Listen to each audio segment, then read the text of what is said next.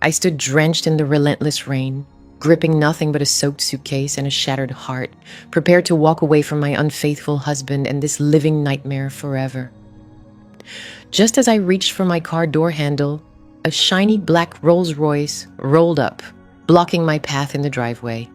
The tinted window slid down, revealing a man I recognized only from business magazines.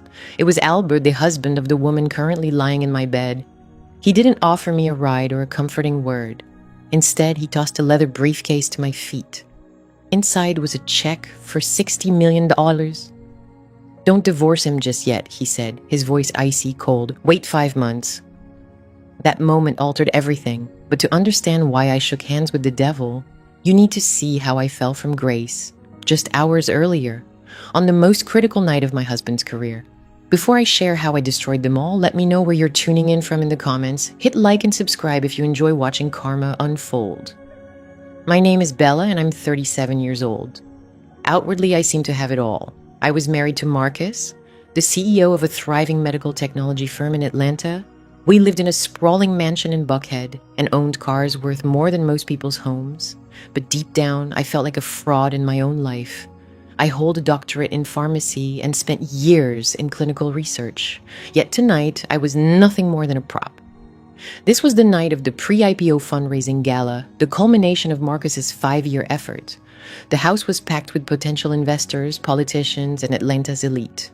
My role was simple: smile, look elegant, and only speak when spoken to. I smoothed my emerald green gown and checked my reflection in the hallway mirror. "You can do this, Bella," I whispered. "Just get through tonight." Marcus had been tense for weeks. Everything had to be flawless: the flowers, the music, the wine. He needed this capital to take his company public. If he succeeded, we'd be billionaires. If he failed, I would be the scapegoat. He always blamed me. I entered the grand ballroom, our living room, transformed with silk drapes and crystal chandeliers. Marcus was at the center, laughing loudly at a venture capitalist's joke. He looked sharp in his tailored tuxedo, but his eyes were cold as they scanned the room before fixing on me. He gave a slight nod, a signal that I should mingle. I took a deep breath and moved into the crowd. That's when I spotted her. Sarah, my sister-in-law. She was married to Marcus's younger brother, Jamal, but acted like she owned the place. Sarah was white, from old money in Savannah, and never missed a chance to remind me that I was new money, or as she put it, just a pharmacist who got lucky. "Bella, there you are," Sarah called out, her shrill voice drawing attention. "I see you chose the green dress. Bold move. It really emphasizes your hips." I forced a smile. "Hello, Sarah. You look lovely tonight." She swirled her red wine, eyes filled with that familiar mix of condescension and pity. "I try my best. Someone has to bring a touch of class to these events. Marcus is so stressed." "Poor thing. He needs someone who understands high society pressure, not that you'd know anything about that." I bit my tongue. "He's looking for someone who truly grasps the demands of elite society. Not that you'd be familiar with that." I held my tongue. I wanted to remind her that while she was squandering her inheritance, I was graduating at the top of my class and overseeing pharmaceutical studies. But I knew better. Making a scene would only damage Marcus's reputation. "I'll go check on the appetizers," I said, turning away. As I pivoted, I felt a foot catch my ankle, subtle but intentional. I stumbled forward, arms flailing to regain balance. The tray of hors d'oeuvres I was holding slipped from my grasp, but worse, my arm collided with Sarah. Her glass of deep red wine soared into the air, spilling all over the front of Marcus's immaculate white tuxedo shirt, just as he approached with the event's most important investor. Silence fell over the room. The crimson stain spread across Marcus's chest like a bullet wound. He glanced down at his shirt, then up at me, his expression pure rage. "Oh my God, Bella," Sarah exclaimed, feigning shock with a hand over her mouth. "Look at what you've done. You're so clumsy." "I didn't," I stammered, looking at Marcus. "I tripped." "She's had enough," Marcus snapped, his voice reverberating off the lofty ceilings. He gripped my arm tightly, bruising. "Do you realize who I'm speaking to right now? Do you understand how crucial this evening is?" "I'm sorry, Marcus. It was an accident," I whispered, tears pricking my eyes as guests whispered behind the cupped hands. "An accident," He spat, leaning in so only I could hear. You are the accident, Bella. You're a disgrace. Look at you. You don't belong here. You never have. Why can't you just be competent for one single night? Sarah stepped forward, dabbing at Marcus's jacket with a napkin, eyes gleaming triumphantly. It's okay, Marcus. Bella isn't made for this world. Maybe she should go back to the kitchen or mix some meds. She's clearly out of her depth. Get out of my sight, Marcus hissed, shoving me away. Go upstairs, stay there. Don't come down until everyone's gone. I'll clean this mess myself. I turned and fled the room, my cheeks burning with shame. I heard Sarah's laughter chasing me up the grand staircase. I held my head high until I rounded the corner, but inside I was breaking apart. I had stood by Marcus when he was nobody. I paid rent with my pharmacist's paycheck while he coded his first app in our basement. I checked his medical data for accuracy because he couldn't tell a peptide from a protein. And this was his gratitude. I reached the second-floor landing, leaning against the wall to steady my breath. I needed to wash my face. I needed to compose myself. I headed toward the master bedroom, but as I passed the library door, a sound stopped me cold. A giggle, a low, sultry laugh I recognized instantly. It was Chantel, the 24-year-old Instagram model Marcus had hired as a brand ambassador 3 months earlier.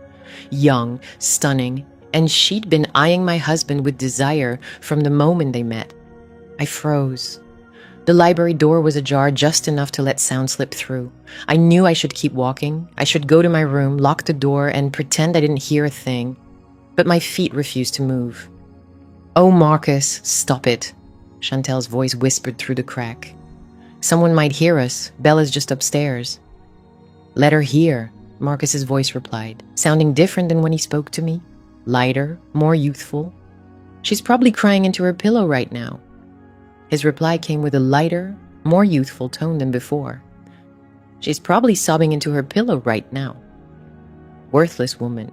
Did you see her downstairs? She almost sabotaged the deal with the investors. She's pathetic, Chantel sneered. I don't know how you tolerate her. Why don't you just leave her already? I held my breath, inching closer to the door, my heart pounding wildly like a trapped bird. Not yet, Marcus said, and I heard ice clinking in a glass. Not until after the IPO. The investors want to see a steady family man. Bella's dull, but she has a clean record. She's a doctor, for heaven's sake. It makes me look credible. If I divorce her now, everything gets complicated. The stock price might crash before we even launch. So I have to wait, Chantel whined. Just 5 more months, baby, Marcus said soothingly. Just 5 months. Once the company goes public and the lockup ends, I'll cash out. I'll be worth hundreds of millions. Then I'll toss that pharmacist back into the gutter where I found her. She won't get a penny. I've stashed assets overseas she doesn't even know about. I covered my mouth to stifle a sob. Hiding assets, planning to discard me. It wasn't just an affair. It was a calculated scheme to destroy me. And what about us? Chantel asked. We'll have everything Marcus promised. We'll travel the world, and our son will have the best of everything. Our son. The words hit me harder than the shattered wine glass. I pressed my eye to the crack in the door. Through the sliver of light, I saw them. Marcus sat in his leather armchair, his shirt undone, revealing the red wine stain on his undershirt. Chantel was straddling his lap, her arms wrapped around his neck. But what Marcus was doing made my knees give way. His hand rested possessively on Chantel's belly. He's going to be a king, Marcus whispered, kissing her neck. My heir. I staggered back from the door, my head spinning. We had tried for years to have children. We'd seen specialists. Marcus told me it was stress, that we just needed patience. He never said he was unhappy. He never said he wanted out. He just used me. He used my credentials, my stability, and my loyalty to build his empire while plotting to replace me with someone younger. The moment the check clears, a floorboard creaked beneath my foot. Inside, the movement stopped immediately. Did you hear that? Chantel whispered. Marcus stood abruptly, pushing Chantel aside. He strode toward the door. I tried to run, but in heels and down the long hallway, I was slow. Before I could take 3 steps, the library door swung open. Marcus stood there, disheveled and furious. When he saw me, his expression didn't soften with guilt or shame. It hardened into cruelty. Well, well, he said, leaning against the doorframe. Looks like the little mouse has big ears. You're revolting, I spat, my voice trembling with the fury I didn't know I had. I heard everything, Marcus. The IPO, the hidden assets, the baby. He laughed, a cold, humorless sound. Good. Saves me the trouble of pretending to like your cooking these next few months. How could you? I screamed. I supported you. I built this life with you. You were a stepping stone, Bella, Marcus said, closing in until he towered over me. You were useful when I needed a respectable wife with a degree. Now you're just dead weight. Look at you. No style, no charm. You're dull. Bella, Chantel has fire. She knows what it takes to be on top. You know flair, no allure. You're bland. Bella, Chantel has passion. She understands what it means to be at the pinnacle. I'm leaving, I declared, turning away. I'm filing for divorce at dawn, and I'm taking half of everything. I'll inform the investors. I'll tell everyone. Marcus seized my arm and spun me around. His face was mere inches from mine, his eyes menacing. You won't do that, he snarled. You think you hold power here. You have nothing. If you walk out that door tonight, if you try to sabotage my IPO, I will ruin you.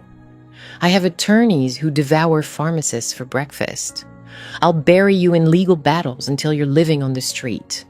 I'll make sure you lose your license. I'll claim you're mentally unstable. Who do you think they'll believe? The successful CEO about to make them rich, or the jealous, childless wife? He used our infertility against me. The pain was overwhelming. Let go of me, I whispered, but he pushed me back. Go ahead, pack a bag, sleep in the guest room. But tomorrow morning, you'll put on your happy wife mask and smile for the cameras. We have 5 months, Bella. You're going to play your role, or I swear I'll leave you with absolutely nothing. I looked at him, the man I'd loved for a decade, the man I'd given everything for and for the first time. I saw him clearly. He wasn't just unfaithful, he was a monster. I sprinted across the patio, slipping on the slick stone. I scrambled up and kept running. I dashed across the manicured lawn, my feet sinking into the mud, ruining the grass Marcus paid a fortune to maintain. I reached the long winding driveway and kept going. The rain soaked through my dress, clinging to my skin. My hair hung in heavy, wet strands, blinding me. I was trembling violently, my teeth chattering, but I couldn't stop.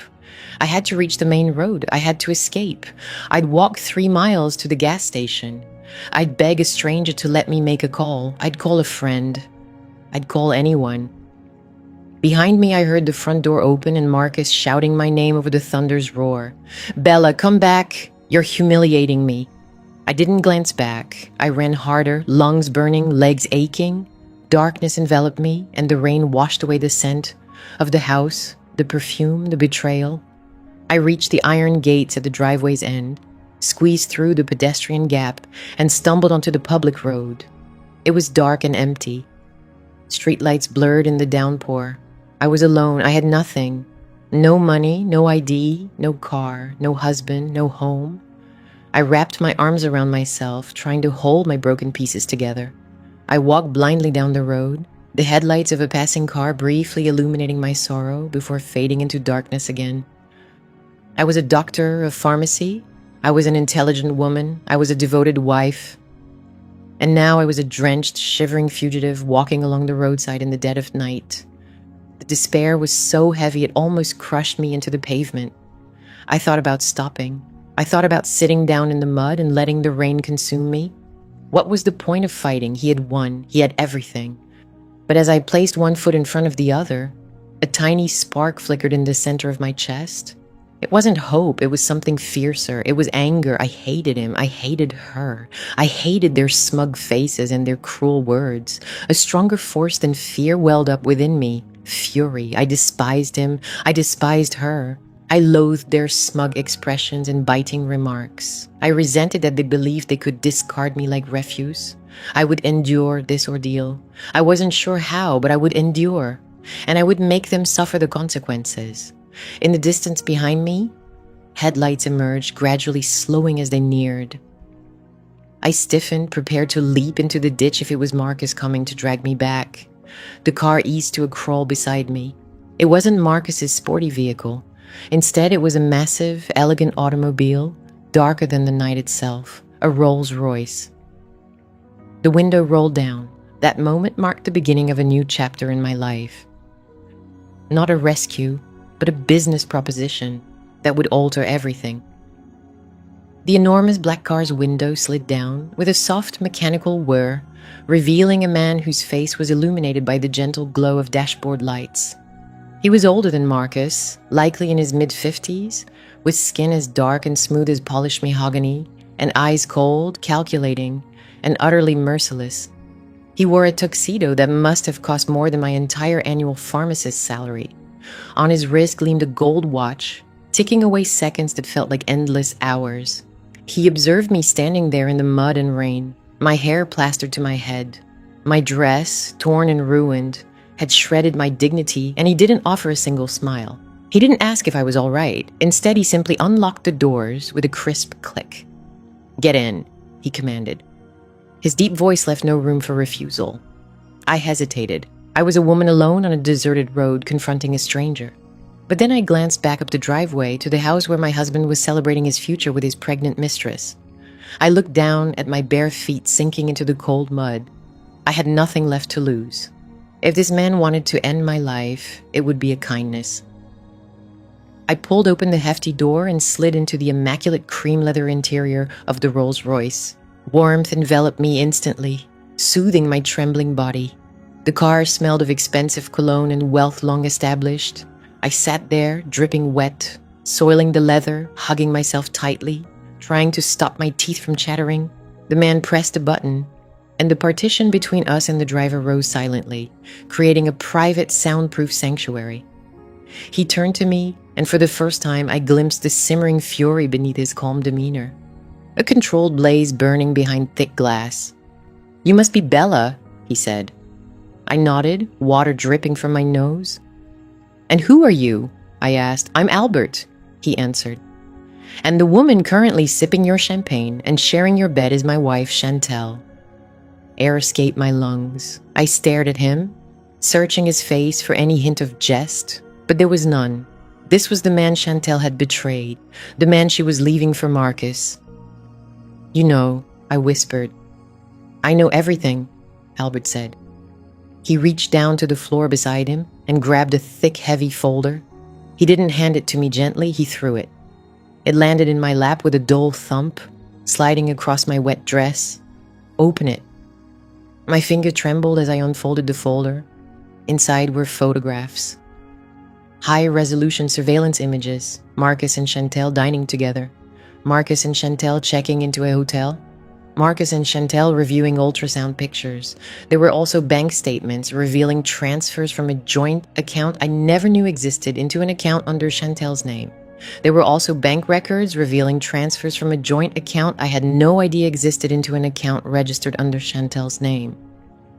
"They've been plotting this for half a year," Albert said flatly. "They think they're smart. They believe they're in love. They assume I'm a doddering old fool, distracted by my investments, unaware that my trophy wife is spending $10,000 a month on lingerie she never wears for me." I shut the folder, feeling nauseous. "Why are you showing me this?" "Because you look like you're about to run," Albert replied.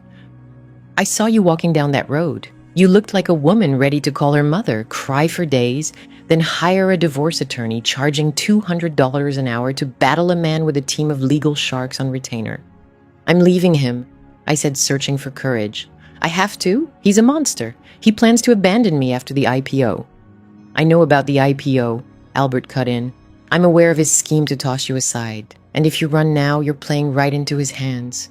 You make it easy for him. He'll accuse you of abandonment. He'll portray you as an unstable, jealous wife who couldn't handle his success.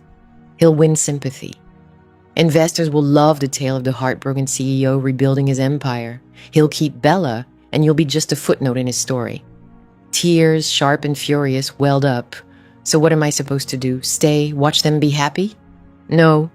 Albert leaned forward, his cologne strong. "You're going to help me take him down." I stared at him, puzzled. "How?" "He controls the money. He has the lawyers. He carries debt," Albert said with a cruel grin.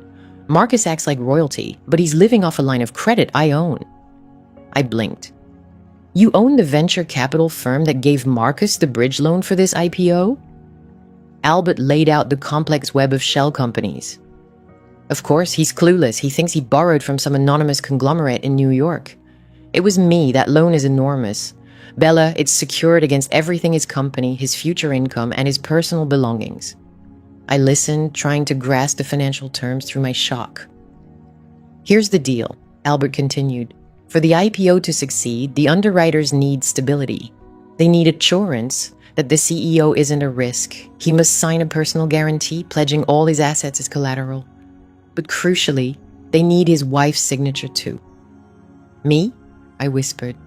You, Albert confirmed. In Georgia, spousal consent is mandatory for a lien, this significant on shared property. He requires your signature on a document called the Spousal Consent and Guarantee Agreement. Without it, the underwriters will back out. The IPO collapses, the bridge loan becomes due immediately. Since he spent that money on marketing and extravagant parties, he won't be able to repay it. He'll be bankrupt within 2 days. So I just say no, I said, feeling a flicker of hope. I walk away, don't sign, and he fails. Albert shook his head slowly.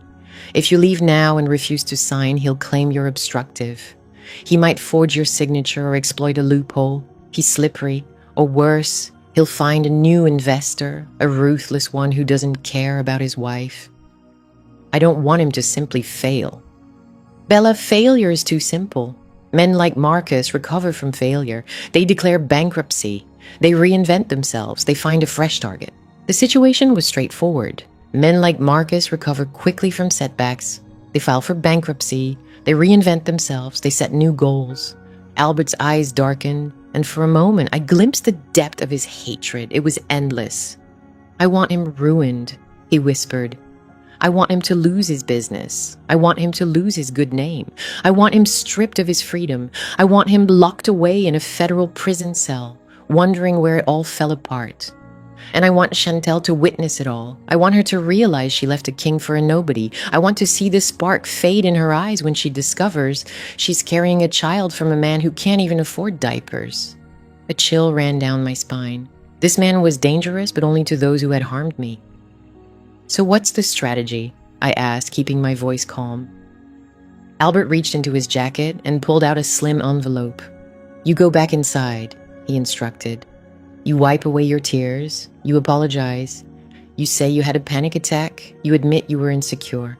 You promise to be the perfect wife. You play the part, Bella. You play it so convincingly he believes he's broken you. Then in 2 weeks, he'll bring you papers to sign. His smile was icy. He'll try to rush you. He'll claim it's just routine. You'll sign, but not the documents he hands you. He tapped the envelope in his hand. Inside is a single page. It looks exactly like the signature page of a typical guarantee agreement, same font, same layout, same legal language at the top.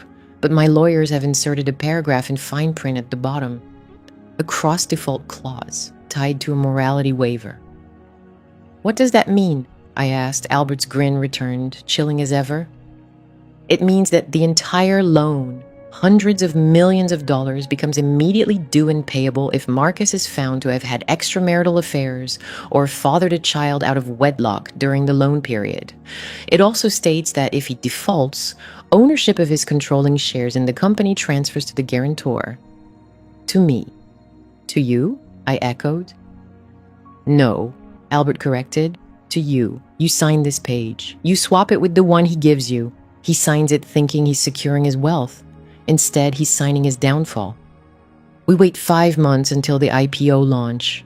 We let the stock price rise. We let him believe he's victorious. Then right when he's about to ring the bell on stage, we reveal the evidence. We activate the clause. I stared at him. It was ruthless. It was flawless. But it meant living with him, sleeping under the same roof where he was betraying me, watching Chantel flaunt her growing belly. I can't, I whispered, my strength fading. 5 months, Albert. 5 months of pretending. 5 months of his emotional abuse. I can't endure it. I don't have the funds to survive if I leave later. He took my keys. He took my cards. Albert reached into the briefcase next to him and pulled out a checkbook. He wrote swiftly, the gold pen scratching the paper. He tore off a check and held it out to me. I looked down. $50 million? This is a retainer, Albert said. It's from an offshore trust. It's already in your name. No one knows, not Marcus, not the IRS, only you and me. 50 million, I breathed. Take it, Albert urged, pressing it into my hand. This is your freedom, Bella. This is your power. With this money, you can vanish, buy an island, launch your own pharmaceutical company, do whatever you desire, but you have to earn it. You can vanish without a trace, purchase your own private island, launch a pharmaceutical empire, do whatever you desire, but first you must earn it. You have to survive 5 grueling months of torment to reach your paradise. I glanced at the check. It was more money than I could ever spend. Enough to buy safety, enough to buy revenge. Why are you doing this? I asked, looking up at him. You could destroy him yourself. No, Albert said softly, his voice deadly. It has to be you. He underestimates you, Bella. He thinks you're weak. He thinks you're foolish. He thinks you're nothing but a doormat. Men like Marcus never expect the stab when it comes from the woman they believe they control. I want the last thing he sees before losing everything to be your face. I stared out the window. The rain kept falling, cleansing the driveway. Upstairs, Marcus was probably pouring another drink, laughing at how easily he'd scared me away. He thought he'd won. He thought I was gone. I reflected on the past decade, the late nights. Spent deciphering his contracts because he was too lazy to read them himself. The way I smoothed over his insults to his employees. How I comforted him when he cried because his father never loved him. I had given him everything, and now he aimed to leave me with nothing. I looked at the check again. $50 million. It wasn't just cash. It was a weapon. I folded it carefully and tucked it inside the damp bodice of my dress. I took the envelope containing the swapped legal page. I wiped the rain from my face with the back of my hand and straightened my posture. One condition, I said. Name it, Albert replied. I want protection, I said. If he strikes me, if he tries to harm me physically. Albert nodded. You'll have it. My security team will guard the house around the clock. I'll have eyes and ears in every room. I'll give you an encrypted phone.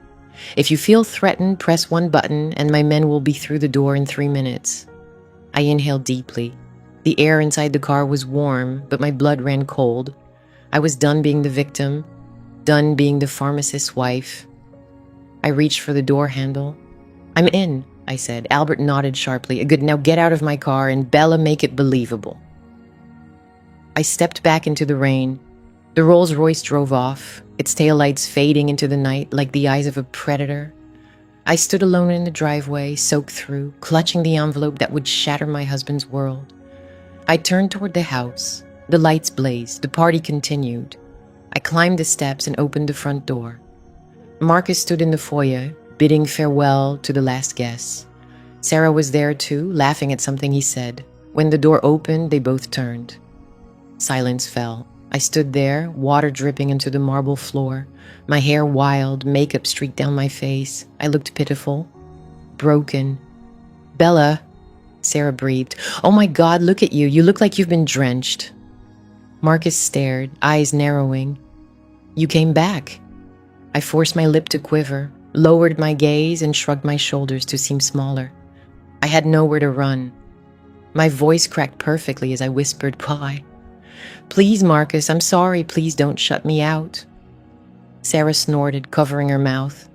Oh, this is priceless? Marcus approached me. He examined my soaked dress, my trembling body. A look of complete satisfaction crossed his face.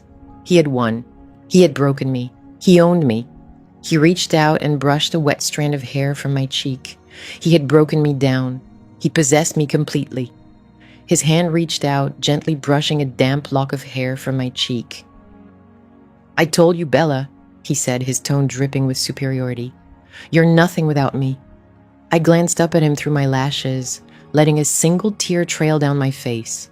Deep down, I knew I was lying. Good. Marcus instructed, go upstairs and freshen up. You're ruining the floor. I walked past him, past Sarah, and the scrutinizing gazes of the remaining staff.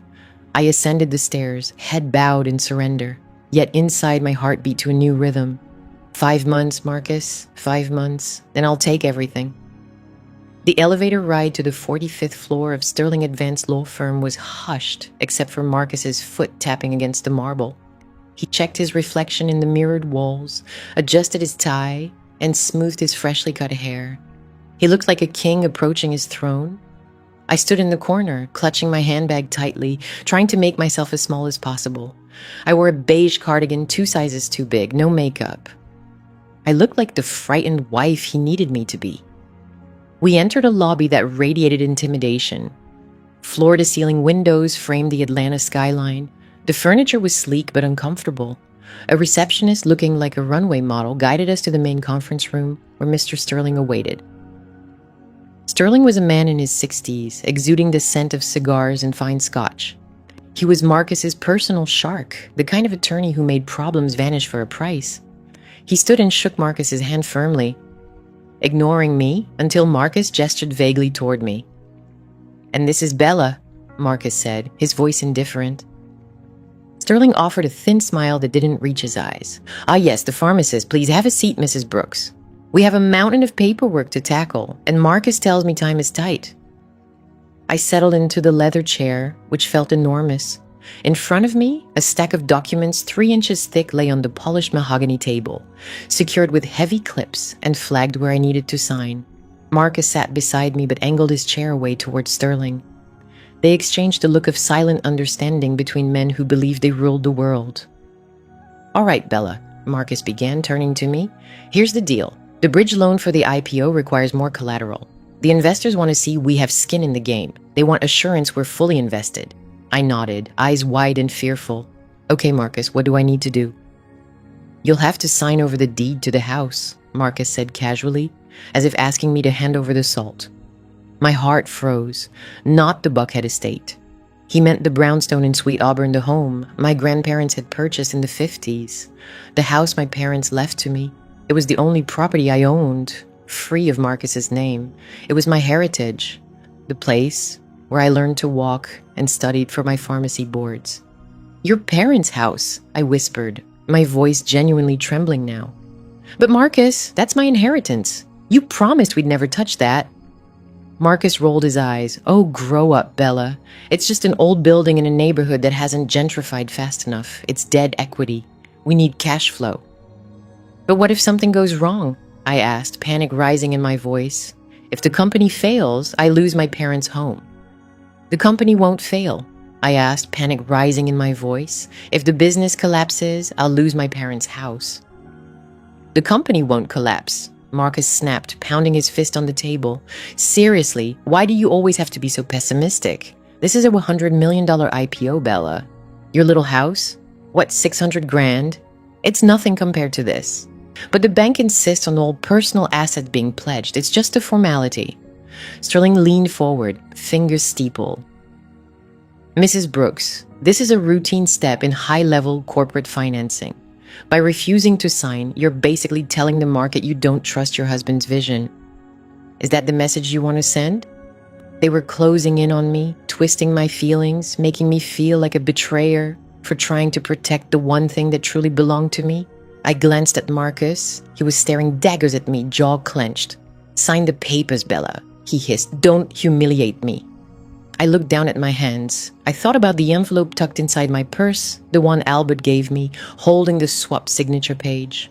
I'd spent 3 nights memorizing the exact layout of the document Marcus was showing.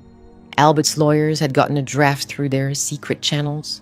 They'd flawlessly replicated the font, spacing, and paper texture. The only difference was paragraph 14. In Marcus's copy, paragraph 14 was a typical indemnity clause. In mine, paragraph 14 was a transfer of ownership clause triggered by moral misconduct. It stated that if the primary borrower was found guilty of violating the marriage contract through infidelity or fathering illegitimate children, ownership of the pledged collateral and controlling shares of the company would immediately transfer to the guarantor me. I had to swap the pages right under the noses of 2 of the most arrogant men in Atlanta. I reached for my purse, hands trembling uncontrollably. "I need a tissue," I sniffled. "I think I'm about to have a panic attack." Marcus groaned. "Jesus, Bella, not now." I fumbled with the clasp, yanking it too hard. My things spilled onto the polished mahogany table and scattered on the floor. Lipstick, keys, tampons, a bottle of anxiety pills, and the envelope. I gasped, dropping to my knees to gather everything. I'm so sorry. I'm such a klutz. Sorry. Marcus sighed loudly, turning away and rubbing his forehead. Sterling watched me with pure disdain, not lifting a finger to help. Perfect. Hidden beneath the table, shielded by the heavy leather chairs and the chaos of my own mess, I grabbed the envelope and silently tore it open. I pulled out this single sheet of paper, then reached up and grabbed a stack of legal documents from the table, pulling them onto my lap as if I were just tidying my scattered belongings. "What are you doing down there, Bella?" Marcus barked. "And stand up." "I'm just picking up the papers," I squeaked and dropped them. With a magician's deftness, I slid the original signature page out from the bottom of the stack and slipped in my altered page. I balled up the original and shoved it deep into my purse along with my lipstick. I stood, face flushed, hair disheveled. Clutching the stack of documents, I set them back on the table. "I'm ready," I said, wiping my nose with a tissue. "I'll sign." Marcus stared at me, eyes icy. Finally, Sterling pushed a heavy fountain pen toward me. "Sign where the yellow stickers are, Mrs. Brooks, and initial the bottom of every page." I froze. "Initial every page." "Sign where the yellow stickers indicate, Mrs. Brooks, and don't forget to initial the bottom of every page." I froze in place. "Initial every page." My documents already bore initials in the lower right corner, but if I added initials to the others, my trembling hand might give me away. They could scrutinize it more closely. I took the pen. I signed the first page. My signature was a jagged mess. I flipped to the next page and signed again. When I reached the final page, the one I had swapped, my heart pounded so fiercely against my ribs I feared it might fracture a bone. If they noticed the text, if they read even a single sentence from paragraph 14, I was finished. Marcus would destroy me. I stared at the page. It looked exactly like the others. Albert's team had done an excellent job. I brought the pen down onto the paper. "Hold on," Sterling said. My hand froze mid-air. A small black ink blot appeared on the white sheet. Marcus glanced at Sterling. "What is it?" Sterling squinted, holding the document upside down. "You missed an initial on page 4. I exhaled, barely holding back a sob. "Apologies." I flipped back to page 4 and hastily scribbled my initials. Then I returned to the last page. "Just sign it," Marcus urged, glancing at his watch. "I have a lunch appointment with the underwriters in 20 minutes. I signed my full name, Bella Jenkins Brooks. I pushed the pile of papers toward Sterling. He didn't bother reading them. He didn't verify any clauses. He simply flipped to the back, confirmed the signature, and stamped the document with his notary seal. He was so arrogant, so convinced I was merely a naive housewife, that he never considered I might outwit him. "Done," Sterling declared, closing the folder. "Congratulations, Marcus. The loan will be funded by the end of the day." Marcus grinned, a predatory smile, like a shark sensing blood in the water. He stood and buttoned his jacket. He didn't help me rise. He didn't say thank you. "Let's go, Bella," he said, heading for the door. "And try not to trip on your way out." I stood, clutching my purse against my chest. I could feel the crumpled original page burning through the leather inside. I followed them out of the office, trailing behind as their laughter and jokes about the millions they'd make filled the air. They spoke of yachts and summer houses in the Hamptons. They had no idea. I focused on the back of Marcus's head, watched his confident swagger. He believed he had just cemented his empire. Unknowingly, he had handed it over to me. We rode the elevator down in silence. When the doors opened in the lobby, Marcus turned to me. "Here's some cab fare," he said, pressing a $20 bill into my hand. "I'm off to lunch. Don't wait up for me tonight. I have late meetings." I knew exactly what those meetings entailed. He was heading to Chantel, ready to boast that the house was secured and the funds were coming. He'd laugh with her over how easily he'd manipulated me. I accepted the 20. "All right, Marcus," I said, softy. "Enjoy your meeting." He strode out through the revolving doors into the bright Atlanta sunlight. I lingered in the lobby for a moment, watching him disappear. A strange sensation washed over me. It wasn't fear anymore. It wasn't sadness. It was power. I left the building and hailed a taxi, but I didn't head home. I gave the driver an address in Midtown. "Where to, miss?" the driver asked. "The bank," I replied. "I need to access my safety deposit box." I had to secure the original page. I needed to protect it. It was my safeguard. Proof that I had switched the documents. As the cab merged into traffic, I pulled out the burner phone Albert had provided and typed out a message. As the taxi merged into the flow of traffic, I reached for the burner phone Albert had handed me and quickly typed out a message. The Eagle has landed. Documents signed. He didn't bother reading them. I pressed send. Moments later, the response arrived. Well done, partner. Now the countdown begins. 5 months. I rested my head against the seat and closed my eyes. 5 months. I could handle 5 months. I'd prepare his meals. I'd do his laundry. I'd smile through his social gatherings. I'd play the perfect wife. And every time he shot me that smug, condescending look, I'd remember Clause 14. I'd imagine the expression on his face when he realized that the house, the business, the millions, everything he cherished actually belonged to the woman he despised. The driver glanced at me through the rearview mirror. You seem pretty pleased about something, miss, he said. Did you just hit the jackpot? I opened my eyes and gazed out at the city lights blurring past. Something like that, I replied. Something far better than winning the lottery. I got my life back. But the fight wasn't over. It was only just beginning, and the next battle would take place at home. I had to confront Sarah. My sister-in-law had been a constant thorn since day one. She ruled the Buckhead charity circuit like a queen bee and made it her personal mission to remind me I didn't belong. Next week, she was hosting a tea party, a high society gathering for the investors' wives. Marcus had ordered me to attend. Be nice to Sarah, he said. She can help you stop looking like a charity case. I smiled to myself. Oh, I'd be nice to Sarah. Absolutely, I'd be very nice to her business. I quickly typed a new message to Albert. I need a favor. Find out who owns the building where Sarah's boutique is located. Buy it.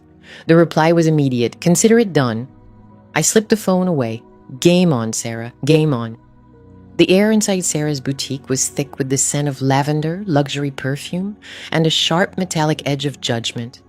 This was her domain, a high-end spa and fashion store nestled in Buckhead, where Atlanta's elite wives spent their husbands' fortunes and exchanged gossip about affairs and scandals. I stood near the doorway, clutching my purse, feeling like an outsider in a world I was technically funding. Sarah had insisted I come. She called it a peace offering, a tea party to welcome me back after my little misstep in the rain. But I saw through it. This wasn't a truce. It was a public humiliation. She wanted to remind me of my place. She intended to parade me like a trophy in front of her friends. I smoothed down my dress, a simple navy sheath, off the rack from a department store. I'd left my designer labels at home. I needed to look the part of the humbled wife, the woman whose shine had faded. Sarah spotted me across the room. She sat regally on a velvet sofa, surrounded by 3 women who looked like carbon copies. Blonde highlights, Botoxed foreheads, and diamonds sparkling with every gesture. Bella, Sarah called out, her voice sharp enough to cut glass. You actually came. We were betting on whether you'd show or be too busy scrubbing the floors. The women laughed, a cruel, tinkling sound. I forced a smile and moved toward them. My heels sank into the thick white carpet.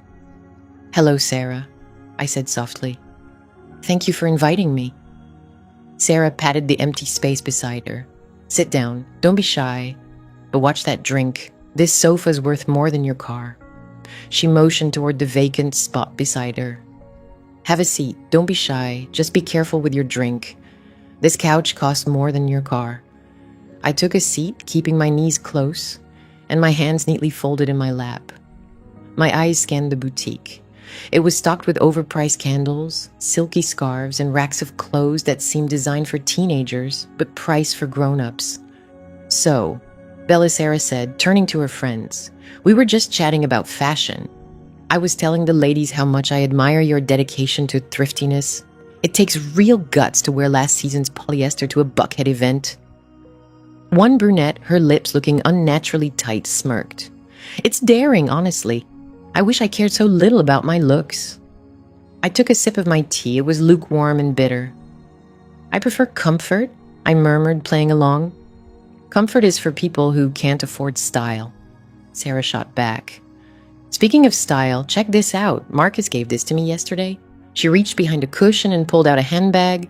But this wasn't just any bag. It was a Birkin, a Himalayan crocodile Birkin. with diamond accents. It rested on her lap like a small sacred idol. The women gasped, "Oh my God, Sarah!" One of them squealed. "That's the Holy Grail. How did you get your hands on one?" "Marcus has his connections," Sarah said dreamily. "He appreciates everything I've done lately managing the family's image, keeping certain issues quiet. He wanted to show his gratitude." I stared at the bag. I knew its price tag over $200,000, and I knew exactly where the money came from. Just 2 days ago, I saw a withdrawal alert from one of Marcus's offshore accounts he thought was hidden. He had emptied the company's emergency cash reserve. He was stealing from his own investors, robbing the company's future to buy his sister-in-law's silence. He bought her a bag to keep her quiet about Chantal. "It's stunning, Sarah," I said evenly. "Marcus is very generous." Sarah stroked the textured leather. "He is. He recognizes quality when he sees it. Unlike some people in this family, he values class." She fixed me with a cold, hard look. "You know, Bella," she continued in a low, conspiratorial tone, "I really don't understand why you stick around. Marcus is clearly unhappy. He needs a partner who can support him, not one who holds him back. Look at you. You blend into the beige walls. If I were you, I would have gotten the message years ago." Or a flush warmed my cheeks, not from shame, but from fury. This woman, who had never held a real job and was living off her husband and mine, was lecturing me about self-worth. But I swallowed my anger and turned it into a quiet strength. I glanced at the phone tucked in my purse. The time read 2:30 p.m. Albert had texted me 10 minutes ago. The paperwork was filed. The courier was on the way. I looked back at Sarah. She was smug, feeling untouchable in her little empire.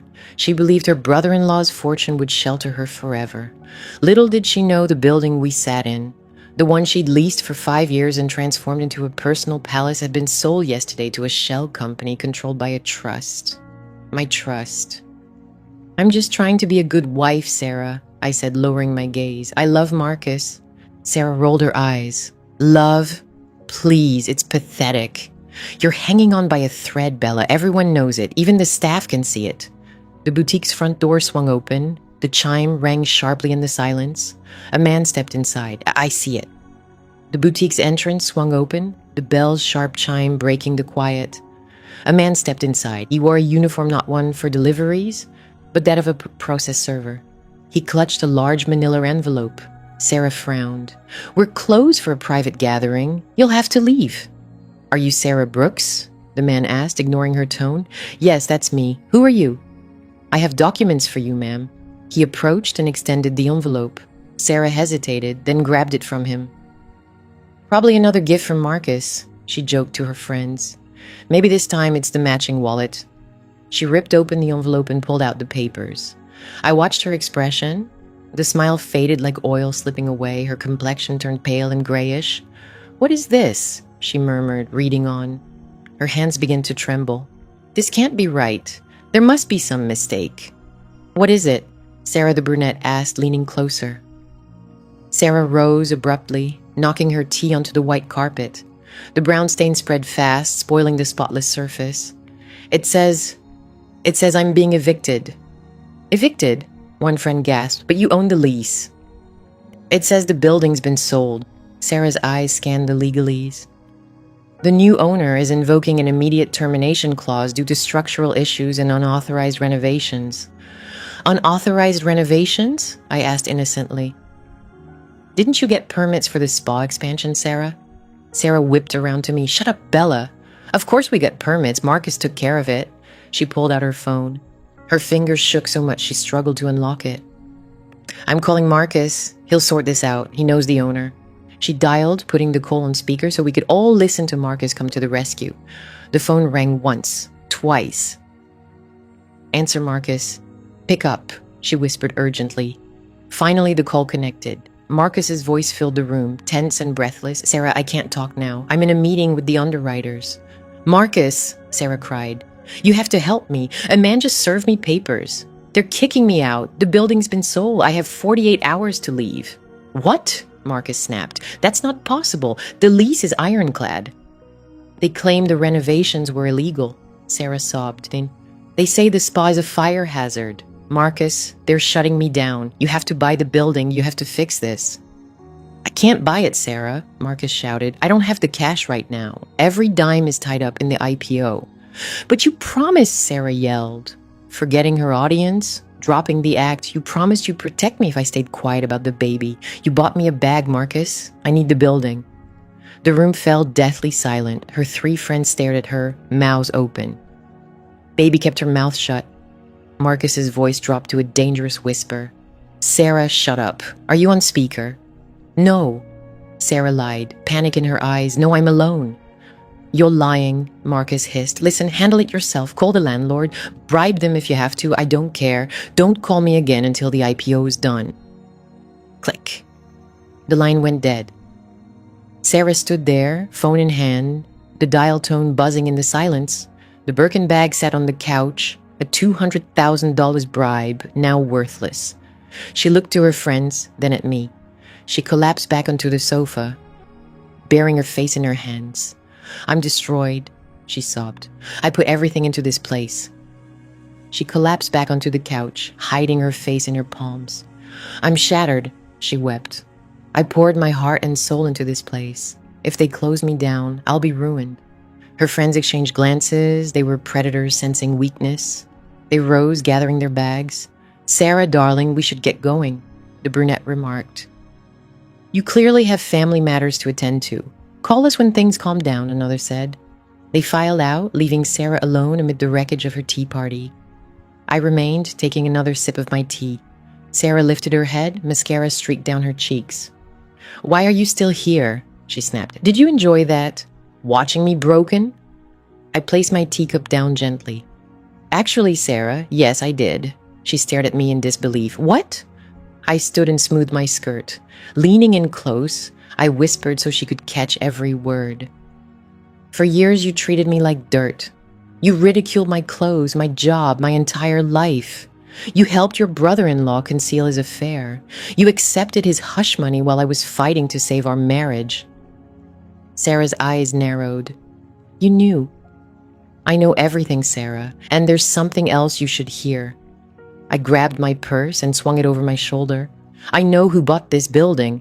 Sarah gasped. Who? Who is it? Tell me. I'll beg them. I'll do whatever it takes. A cold, sharp smile crept across my face. You can't beg them, Sarah, because they don't want your money. They want you out. I turned and headed for the door. And Sarah, I called back over my shoulder, you have 48 hours. I'd start packing. That Birkin bag of yours should fit most of your things. I stepped outside into the bright Atlanta sun. My phone buzzed in my pocket. A bank notification. The transaction was complete. The deed recorded. I owned the building. I owned her sanctuary. I walked to the curb and hailed a cab. I didn't glance back, but the battle was far from over. Sarah was just a pawn. The king and queen were still at large. I checked my phone again. A message from Albert. Phase 1 complete. Phase 2 begins tonight. Chantel wants a baby shower. I let out a short, humorless laugh. A baby shower. Perfect. I knew exactly what present I'd bring. I typed back, let her have it. I'll handle the entertainment. I slipped the phone away. Sarah was down. Marcus was distracted. Chantel was settling in. They thought the storm had passed. They didn't realize I was the hurricane. The atmosphere in my own home had shifted from a cold war to a stifling siege. 3 months had passed since that stormy night. 3 months of playing the submissive, defeated wife. Chantel wasn't just in the guest room anymore. She had taken over the entire house. Whether it was pregnancy hormones or just her nature, she'd become a tyrant. She griped about the temperature, the lighting, and endlessly about my cooking. Mama Pearl acted as her enforcer, trailing behind to ensure every demand was met, treating me like a servant in the home I paid for. I was in the kitchen, scrubbing lunch pots because the dishwasher was too loud for Chantel's afternoon nap, when I heard heels clicking on the tile. Chantel waddled in, one hand resting on her back, the other caressing her now prominent baby bump. She wore a silk slip dress that cost more than my first car. Bella, she said, voice dripping with false sweetness that grated on my nerves. I need a favor. Bella, she said, her tone thick with fake sweetness that grated on my nerves. I need a favor. Though honestly, it felt more like an order since you're the only one here not caught up in the Brooks Dynasty drama. I didn't raise my eyes from the sink. "What do you want, Chantel?" She dropped a wicker laundry basket on the counter with a heavy thump. "I need these cleaned, and don't toss them in the washer. They must be hand-washed, imported silk. Marcus bought them for me in Milan before you spoiled the mood." I shut off the water and dried my hands on a towel. I glanced into the basket. It was full of lingerie. Not just any lingerie, but fragile lace, detailed embroidery, gossamer thin silk, and deep reds, dark blues, and black. The kind of intimate apparel a husband buys for the wife he desires. Marcus never got me anything like this. He bought me appliances, practical presents. Seeing that pile of costly lace hit me like a punch. "You want me to wash your underwear?" I asked flatly. Chantel smirked, leaning on the counter. "Not just wash them, Bella, pamper them. Use the special detergent under the sink. Cold water only. Lay them flat to dry. I need them for tonight." Marcus said he wants a private fashion show to help him unwind. He's so stressed about Sarah's shop closing. Poor Sarah. I don't know who'd be cruel enough to evict her like that. I bit my cheek to keep from smiling. She had no idea. "I'm busy, Chantel," I said. "I have to get dinner ready for Mama Pearl."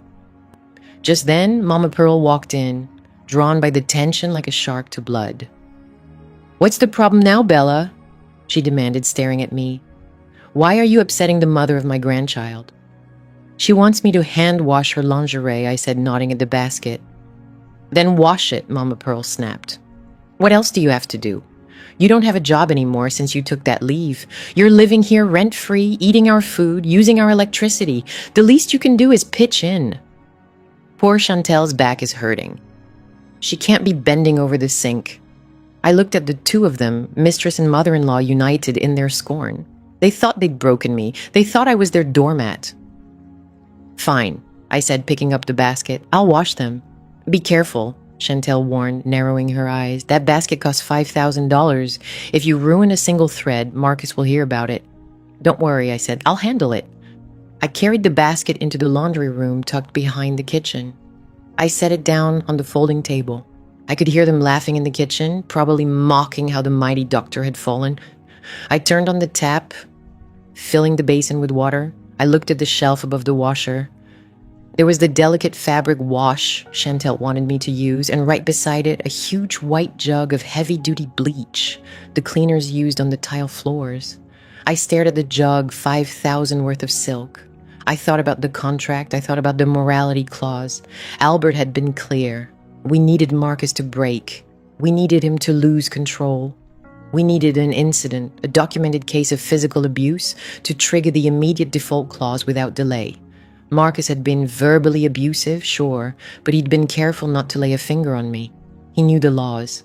He knew domestic violence complicated divorce proceedings. He had been cautious not to touch me. He was aware of the laws. He understood that domestic abuse would complicate divorce proceedings, but Marcus was under immense pressure. Sarah's eviction had rattled him. The IPO was just weeks away, and the stress was intensifying. He was like a ticking time bomb ready to explode. And Chantel's lingerie was the spark. I grabbed the bleach and poured a generous amount into the basin, the pungent chemical scent rising and blending with the fragrance of lavender dryer sheets. I didn't stop there. I grabbed a bottle of hydrogen peroxide and added that as well, just to be certain. I submerged the delicate red and black silk into the harsh mixture. I watched the water turn a sickly pink as the dye bled out rapidly. I saw the fragile lace start to break down under the assault of the chemicals. Using a wooden spoon, I stirred the water, ensuring every fiber was saturated, every thread damaged. I left them soaking for 20 minutes while I returned to the kitchen to chop vegetables, humming softly. When I came back, the sink looked like a scene from a disaster movie. The vivid colors had vanished, replaced by dull pinks and grays. The silk was disintegrating, turning into a pulpy mess. I drained the sink, wrung out the ruined garments, roughly tearing the lace further, and tossed the drenched, shapeless clumps back into the wicker basket. I walked into the living room, where Chantel was painting her nails at the coffee table while Mama Pearl watched TV. "All done," I said, placing the basket in front of her. Chantel didn't look up right away. "Thanks. Just leave them there. I'll hang them up later."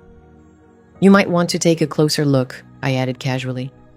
I think the water might have been a bit too hot. Chantel frowned. She reached into the basket and pulled out what used to be a crimson teddy. Now it was a pale, blotchy pink rag with holes eaten through the fabric.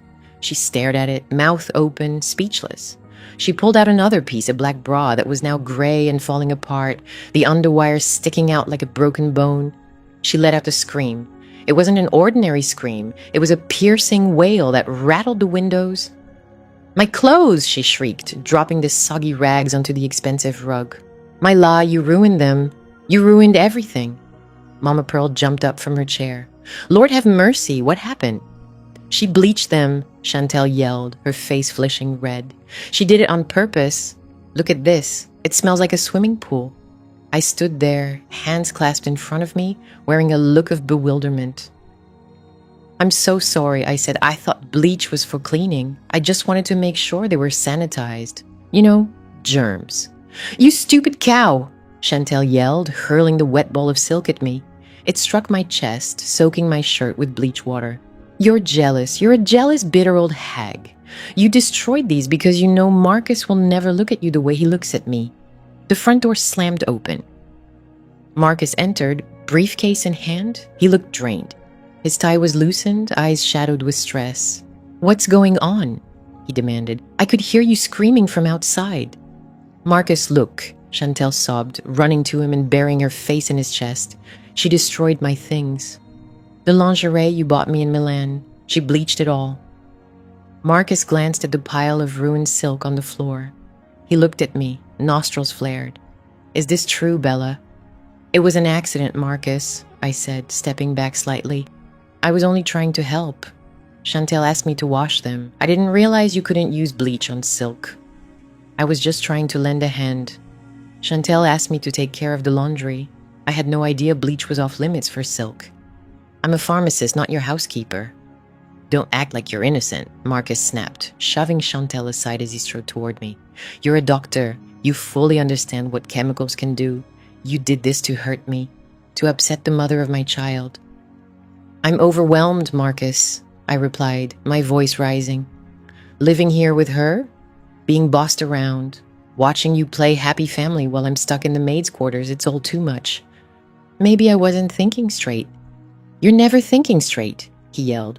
"You're a burden, Bella. You've been one since the day we met. I'm trying to close the biggest deal of my career. I'm trying to secure our future, and you're busy playing childish games with laundry." He was right on top of me now. I could smell the scotch on his breath he'd been drinking during lunch. Fine. I held my ground, no backing down this time. I looked him dead in the eye. "Our future?" I challenged. "There's no our future, Marcus. There's your future and hers. I'm just a wallet you plan to cash out. Don't act like this is about me. You're furious because your mistress ruined her costumes." The room fell silent. Mama Pearl gasped. Chantel stopped sobbing, eyes wide with shock. Marcus's face flushed a deep purple I'd never seen before. A vein throbbed on his forehead. "What did you say?" he growled. I said, I stepped closer, invading his space, trusting the plan and the security team monitoring the cameras Albert had set up. "You're pathetic, a bully. You think you're a king, but you're just a man who needs two women to feel important, and you can't even handle that." He lost it. In an instant, his hand snapped out a sharp slap across my cheek. The blow sent my head snapping to the side. I staggered back, hitting the wall. Pain exploded in my jaw. My ear rang. Blood filled my mouth. I slid down to the floor, stunned. I touched my lip. My fingers came away stained red. "Oh my God," Mama Pearl whispered, hand over her mouth. Marcus stood there, breathing hard, his hand still raised. He looked at it, then at me. For a moment, I caught a flicker of fear in his eyes. He knew he'd crossed a line, that hitting me changed everything. But then his arrogance returned. He lowered his hand, straightened his jacket. "You made me do that," he said, his voice cold and trembling. "You pushed me. You deserved it. Maybe now you'll learn some respect." Chantel stepped forward and grabbed his arm. "Come on, baby," she said, shooting me a triumphant glare. "Leave her. She's insane. Let's go upstairs. The baby's upset." Marcus nodded. "Clean this up, Bella," he ordered, pointing at the ruined lingerie. "And stay in your room. If I see you out tonight, I'll finish what I started." He turned and headed for the stairs, Chantel clinging to him like a vine. Mama Pearl glanced at me, shook her head as if I were a misbehaving child, and followed them. I sat alone on the living room floor. My cheek throbbed, my lip bled, but I didn't cry. I reached into my pocket and pulled out the small black device Albert had given me. It wasn't just a phone, it was a high-quality recorder connected straight to the cloud. I pressed stop. The red light faded to black. I wiped the blood from my lip with the back of my hand. I stood up. My legs trembled, but I stood. I brushed the blood from my lip with the back of my hand and rose to my feet. My legs shook, but I refused to falter.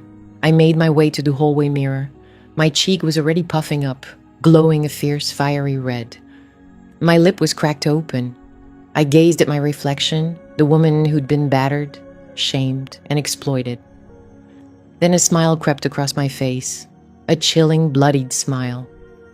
"You just made a huge mistake, Marcus," I murmured to the empty room. I pulled out my phone and sent a message to Albert. "We have him. Protocol activated." I headed to the kitchen, grabbed an ice pack from the freezer, and pressed it against my cheek. The sting was intense, but the taste of triumph was even sweeter. He'd struck me. He'd broken the morality clause. The waiting game was over. We didn't have to wait for the IPO. We didn't have to wait 5 months. We could bring him down now, but as I stood there, the cold pack against my skin, a new idea hit me, icy and sharp. Why take him down now, when I could let him rise all the way to the top, only to watch him crash spectacularly? The IPO was 3 weeks away. Investors were flying in. The stage was being set. If I triggered the clause now, he'd lose quietly in a legal battle. An ugly settlement, but if I held off, if I waited until he stood on that stage, in front of the entire world. I glanced toward the stairs, hearing movement in the bedroom above. I lowered the ice pack and typed another message to Albert. "Hold off. Let him have his party. I want front row seats when he falls." I returned to the maid's room and lay on the small bed. My face ached, but my spirit was unshakable. 3 weeks, Marcus. 3 weeks. Enjoy your silk sheets while you can soon. You won't even have a blanket to shield you from the cold. The house was silent for the first time in weeks. Marcus had taken Mama Pearl to a cardiologist appointment, a show of devotion he hoped would look good if anyone was watching. Chantel was at a spa day she'd charged to my emergency credit card, the one I hadn't canceled yet because I needed her calm and distracted. I was alone with the quiet and the buried secrets of this estate. I stood at the doorway of Marcus's home office. He called it his command center. It was a shrine to his ego, stacked with bought awards and photos of him shaking hands with people who secretly despised him. He'd barred me from entering since the night of the gala, claiming I'd disrupt his genius. But today, the cleaning crew had called out sick, and Mama Pearl had ordered me to dust to clean my husband's domain.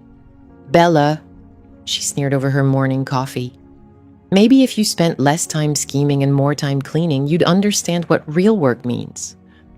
I approached the massive mahogany desk, cluttered with IPO prospectuses, legal pads filled with his jagged notes, and empty scotch glasses.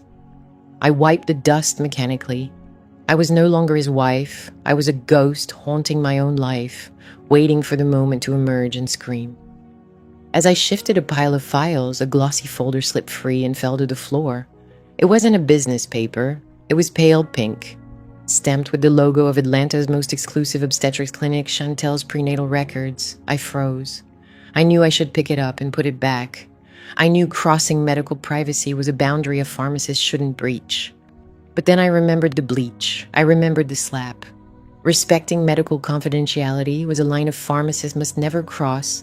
Yet the memory of the bleach, the sting of the slap, surged back to me. I thought of the $60 million waiting at the end. I grabbed the folder and peeled it open. The first sheet showed an ultrasound image, grainy, black and white, a picture Marcus believed was his future heir. I gazed at it, bracing for feelings of jealousy or heartbreak. We had struggled to conceive for so long. Seeing evidence of his success with another woman should have shattered me. Instead, my eyes caught the data printed in the corner of the scan. Patient, Chantel Dubois. Gestational age, 14 weeks, 3 days. Estimated due date, November 12th. My mind shifted gears. I wasn't Bella, the betrayed wife. I was Dr. Brooks, the clinical pharmacist who caught drug reactions doctors missed. I calculated. 14 weeks meant conception occurred in early February. I frowned. February. I flipped to the next page. Lab results. Routine blood test, iron levels, hormone panels, blood type, mother. O positive. I turned the page again. There was a note from genetic screening. They had done a non-invasive prenatal test to identify the baby's gender early. It was a boy, but the report also listed fetal blood markers. Predicted fetal blood type, B positive. I stopped breathing. The air seemed to disappear. Type B. Chantel was type O. Genetically, an O mother can only pass on O alleles. For a baby to be type B, the father must provide a B allele, meaning he must be type B or type A. I knew Marcus's blood type better than my own. I'd completed his medical forms for over a decade, managed his prescriptions, sat at his bedside during his appendectomy. Marcus was type A negative. An O mother and an A father can only produce children with blood type A or O not B. It's biologically impossible. My hands trembled, shaking the paper. I sank into Marcus's leather chair, the leather creaking beneath me. I stared at the dates again. February? Where had Marcus been in February? I closed my eyes, retrieving the mental calendar I kept. February was the month of the tech summit in Silicon Valley. He'd been away for 2 weeks, calling me every night, complaining about the food and lack of sleep. But Chantel was in Atlanta, posting photos from her gym, pictures with her personal trainer, a man sculpted like a Greek god who appeared in her stories far too often. A bitter, dark laugh escaped my throat. The baby wasn't his, but it was more than just blood type. There was something else, a secret darker than betrayal, a medical truth Marcus had buried so deep he'd started believing his own lies. I stood and walked to the built-in bookshelf. I pulled down a thick medical binder hidden behind a row of faux leather encyclopedias. This was my archive. Marcus refused to digitize his personal health records. Paranoid about hackers, he made me keep paper copies of everything. I thumbed through the years, high blood pressure, cholesterol, appendectomy, and then a file from 12 years ago, before we married, before he was CEO. Diagnosis, mumps or chitis complications, bilateral testicular atrophy, semen analysis showing severe oligospermia, motility 1%. I stared at the figures. I remembered the day the doctor explained it to us. We were engaged. Marcus had wept. He'd felt less of a man. The doctor had been gentle but firm. Natural conception would be nearly impossible, a statistical miracle. Marcus made me swear never to tell a soul. Context, gentle but firm. Natural conception would be nearly impossible. A statistical miracle. Marcus made me swear never to tell a soul. He forbade me from mentioning it ever again. Over time, his denial morphed into delusion. When we failed to conceive, he blamed me, my stress, my age, my body. He refused to undergo further testing. He convinced himself he was a virile stallion, and I was the flawed one. Now Chantel was pregnant. Marcus, in his arrogance, believed it was his manhood finally triumphing over nature. He thought his superior sperm had defied the odds. Because he was Marcus Brooks, he always came out on top. Little did he know he was infertile. He didn't realize he was celebrating another man's child. I needed undeniable proof. The blood type discrepancy was compelling, but a lawyer like Sterling could claim lab error. I required DNA evidence. Acting swiftly, I went to the master bathroom and retrieved Marcus's hairbrush from the drawer. It was filled with thick black hairs, roots intact. I sealed them in a Ziploc bag I'd brought from the kitchen.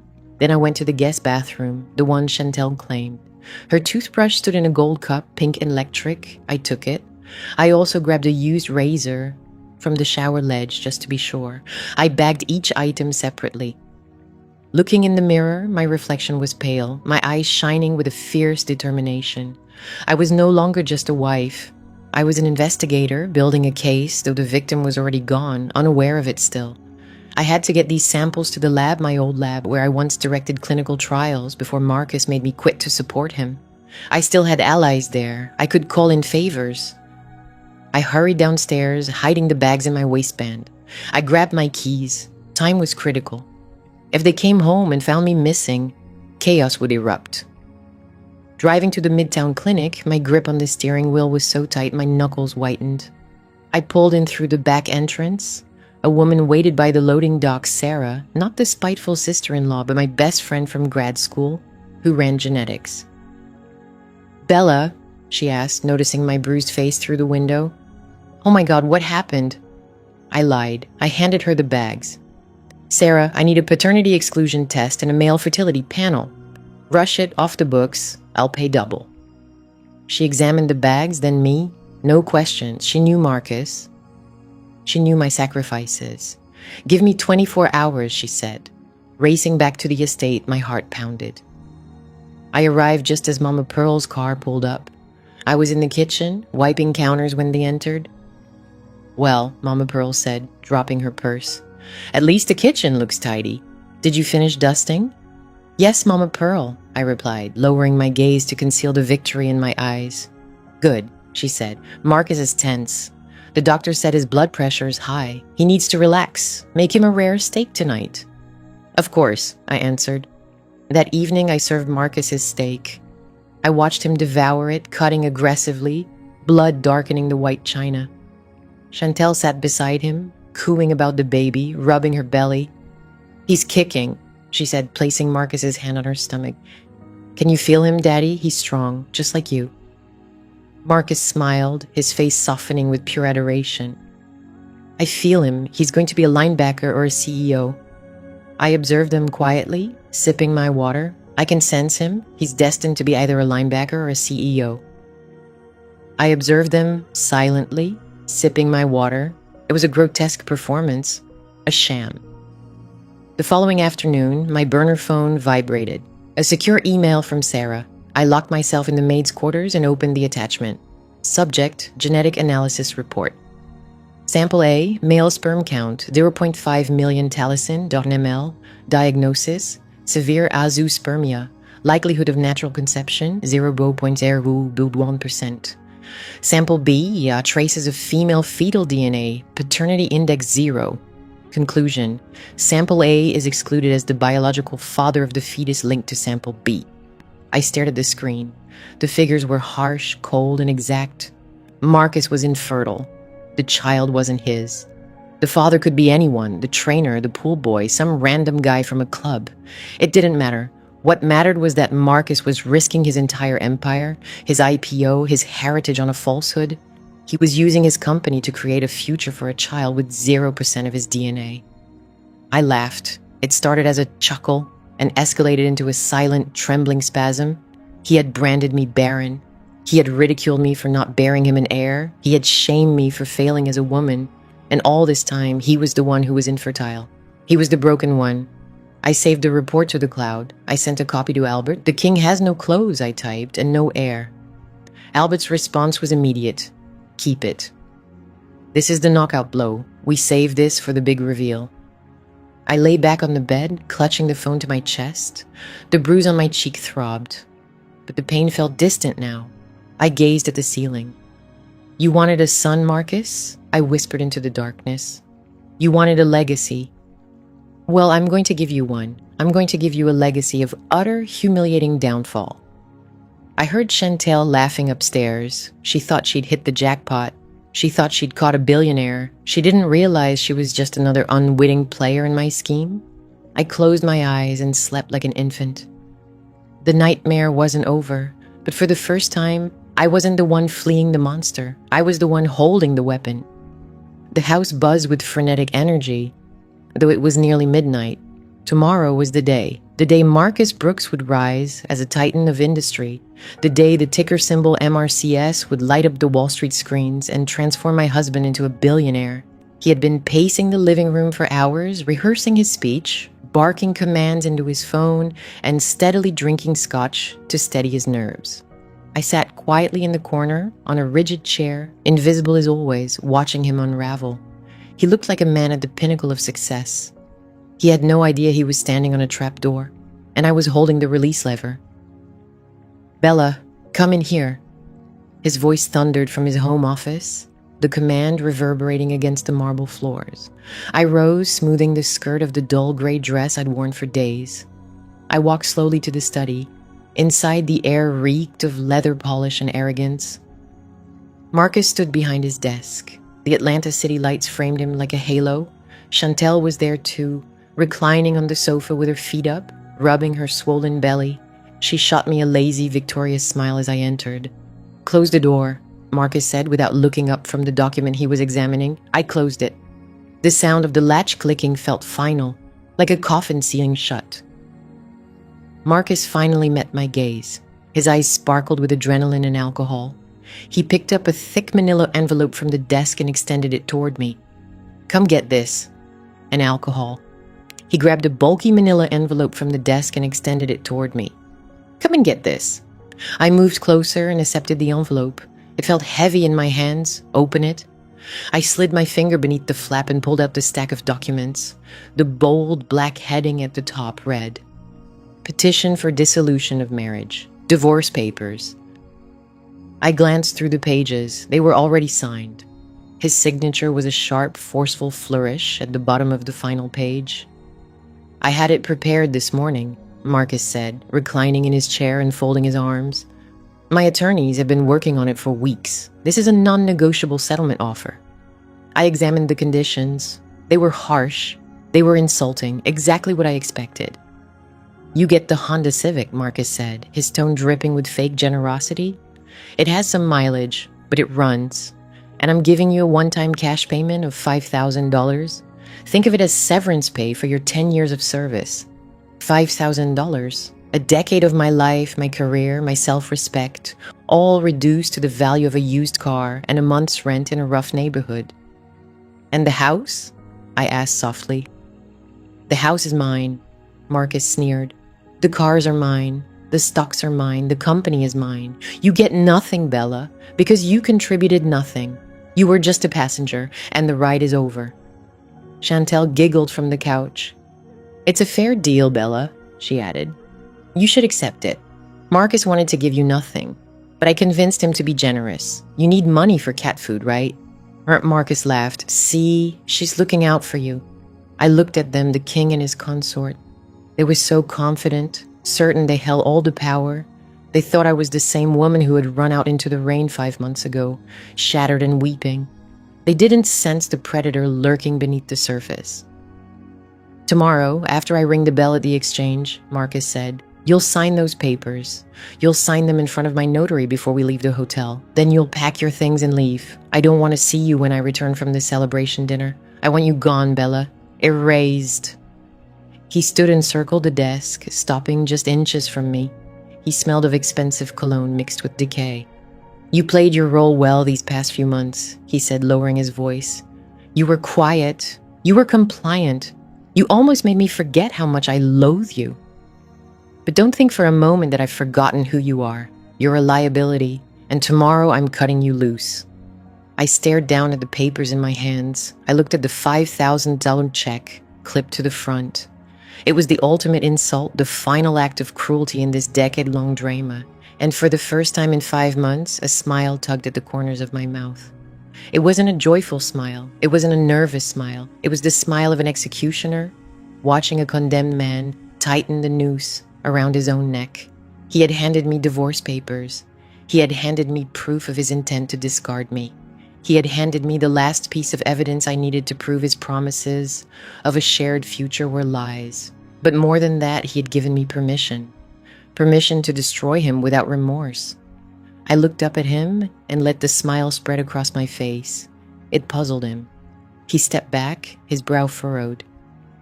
"Why are you smiling?" he asked. "Because Marcus," I said, my voice calm and clear. "Tomorrow will be a day neither of us will ever forget." "Because Marcus," I said, my tone composed and unwavering, "tomorrow will be a day neither of us will ever forget." He squinted, studying my face for any sign of weakness, a hint of panic, but all he saw was serenity. "Just sign the papers, Bella," he barked, unsettled by my calmness, "and pack your things." "I will," I replied. "I will pack everything that belongs to me." I turned and left the study, feeling their gazes burning into my back. I overheard Chantel ask, "What's wrong with her?" And Marcus answer, "She's in shock. She knows it's finished." "It's finished," I whispered as I climbed the stairs to the maid's quarters. "But not for me." I entered the small, cold room that had been my cage for 5 months. I sat on the narrow bed, setting the divorce papers beside me. Reaching beneath the mattress, I pulled out my real bag, not a suitcase full of clothes, but a black tactical backpack Albert had given me. Inside were the essentials for tomorrow, the original signed page from the loan agreement proving I owned his company if he betrayed me, a USB drive with recordings of his abuse and financial crimes, the DNA report confirming he was sterile and the baby wasn't his, and the $50 million check now fully mine. I laid each item on the bedspread like weapons in an arsenal. I picked up the burner phone, my hand steady, heart calm. I was the calm eye in the storm. I opened the encrypted messaging app and typed 2 words, protocol read. I hit send. The message disappeared from the screen, instantly erased. Moments later, a single vibration buzzed in my hand. Received. The reinforcements are ready. See you at the Ritz. I set the phone down and walked to the window, gazing out over the backyard. The rain had ceased, leaving the night air crisp and clear. The moon hung high and bright, illuminating the manicured lawn, the pool, the guest house. A stunning estate, a symbol of everything Marcus had built, everything he had stolen. Tomorrow, it would all vanish. I reflected on the last 5 months. The humiliation of washing Chantel's clothes, the sting of Marcus's hand on my face, Mama Pearl discarding my food, Sarah mocking my clothes. They tried to erase me, to turn me into a ghost. But they forgot one thing. Ghosts are frightening because they have nothing left to lose. I went to the closet and pulled out the dress I had reserved for tomorrow. Not the beige cardigan or gray slacks Marcus expected. Hidden in the back, inside a garment bag from the dry cleaner, I unzipped it. The fabric gleamed in the moonlight. It was red blood red, a power suit tailored flawlessly. Sharp shoulders, a plunging neckline, armor crafted for battle. I ran my hand over the silk. Tomorrow, Bella Brooks, the pharmacist, the doormat, the victim, would die. And in her place, the queen of the empire would rise. I heard Marcus ascending the stairs. He paused outside my door. I held my breath. Was he coming to mock me one last time, to ensure I was crying? He hesitated, then moved down the hall to the master bedroom. I heard the door close, heard him laughing with Chantel. Laugh, Marcus, I thought. Laugh while you can, because tomorrow you'll choke on it. I lay down on the bed, fully dressed. Sleep eluded me. I watched the moon traverse the sky, counting down the hours. 24 hours. I lay in bed, fully clothed. Sleep refused to come. I watched the moon glide across the night sky, marking the passing hours. 24 hours. In just 24 hours, I would be free. In 24 hours, he would be destroyed. I closed my eyes and envisioned the stage, the bright lights, the cameras. The moment the world would finally see him as he truly was. And the moment he would gaze out at the crowd and see me, not as his wife, but as his judge, jury, and executioner. Bring on the dawn, I whispered. I'm prepared. The Ritz-Carlton ballroom was filled with the scent of white orchids and unchecked greed. It was the aroma of 100 million waiting to be seized. The air conditioning was set to a crisp 68 degrees, yet beads of sweat formed on the brows of the bankers and analysts packed inside. They were hungry. They were waiting for the bell. They were waiting for the birth of a unicorn. I stood beside Marcus, near the stage entrance. I wore a blood-red suit that clung to me like a second skin sharp and menacing. I paired it with 4-inch stilettos capable of piercing a lung. My lips matched the crimson shade. I no longer looked like the pharmacist's wife. I looked like a warning. Marcus, however, was too intoxicated by his own hype to notice. He adjusted his cufflinks for the 10th time, his eyes scanning the crowd with manic intensity. I had to admit, he looked handsome. The tailored tuxedo masked the softness around his waist. The stage lights caught the flawless gleam of his costly watch. He looked every bit the titan of industry he fancied himself to be. You look intense, Bella, he muttered without glancing at me. Try to lighten up. You look like you're attending a funeral, not a celebration.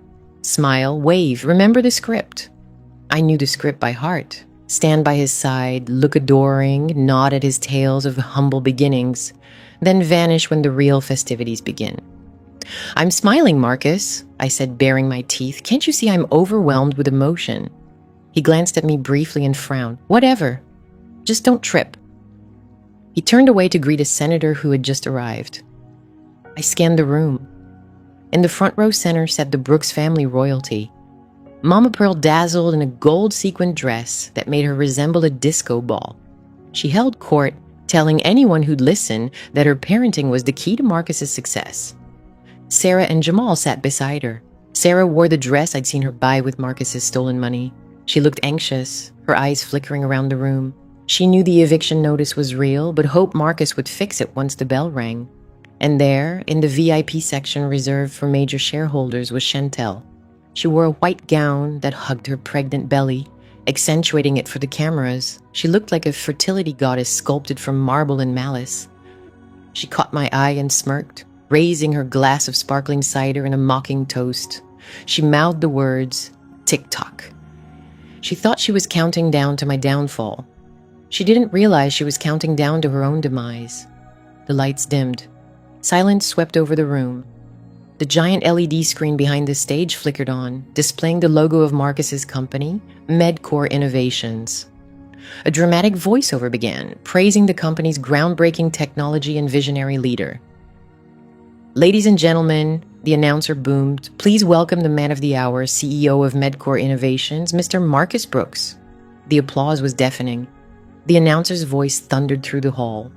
"Ladies and gentlemen, please give a warm welcome to tonight's star, CEO of Medcore Innovations, Mr. Marcus Brooks." The crowd erupted into overwhelming applause. Marcus gave my hand one final squeeze, firm and possessive, before confidently stepping onto the stage. He basked in the ovation, arms lifted high, soaking up every cheer. He resembled a televangelist rallying his congregation. Approaching the podium, he gripped its edges so tightly his knuckles turned pale. "Thank you," he began, his tone heavy with rehearsed sincerity. "Thank you all. Standing before you this evening, I feel truly honored." He paused deliberately. He was a master of performance. "I started this company in a garage with nothing but a laptop and a vision," he fibbed. "I built it through hard work and sacrifice, but I was never alone." He nodded toward the VIP section.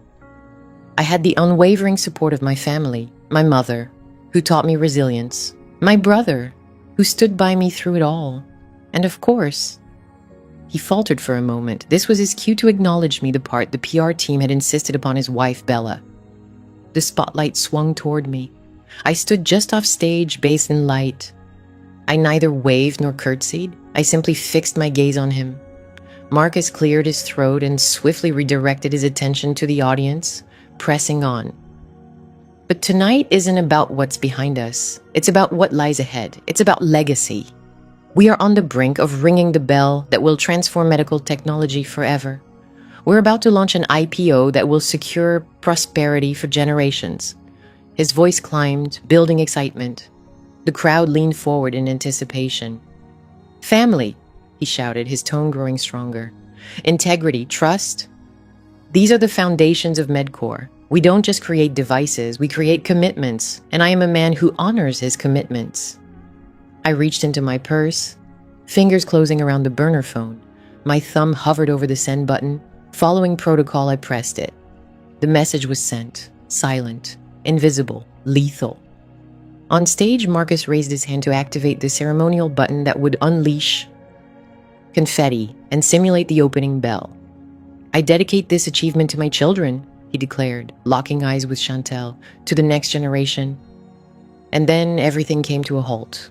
A piercing audio screech blasted through the speakers, forcing everyone to cover their ears. The massive LED screen behind Marcus flickered wildly. The polished Medcore logo shattered into static. Marcus spun around, bewildered. "What's happening?" Tech support scrambled to cut the feed, but they couldn't. Albert controlled the feed. The static faded, replaced by a new image on the enormous screen. It wasn't financial data. It wasn't a promotional video. It was footage from inside our home, crystal clear. The date stamp read 3 weeks prior. Gasps echoed through the crowd. On the screen, Marcus towered over me, his expression twisted with fury. I lay on the floor, clutching my cheek, blood trickling from my lip. Torn lingerie was strewn around us. "You made me do this," DeMarcus in the video roared, his voice amplified across the arena. "You pushed me. You earned it." The real Marcus froze, his complexion draining to a ghastly gray. He glanced between the screen, the audience, and me. "Cut it!" he yelled, voice breaking. "Turn it off!" But the video played on. It shifted to another scene, the library. Marcus and Chantel.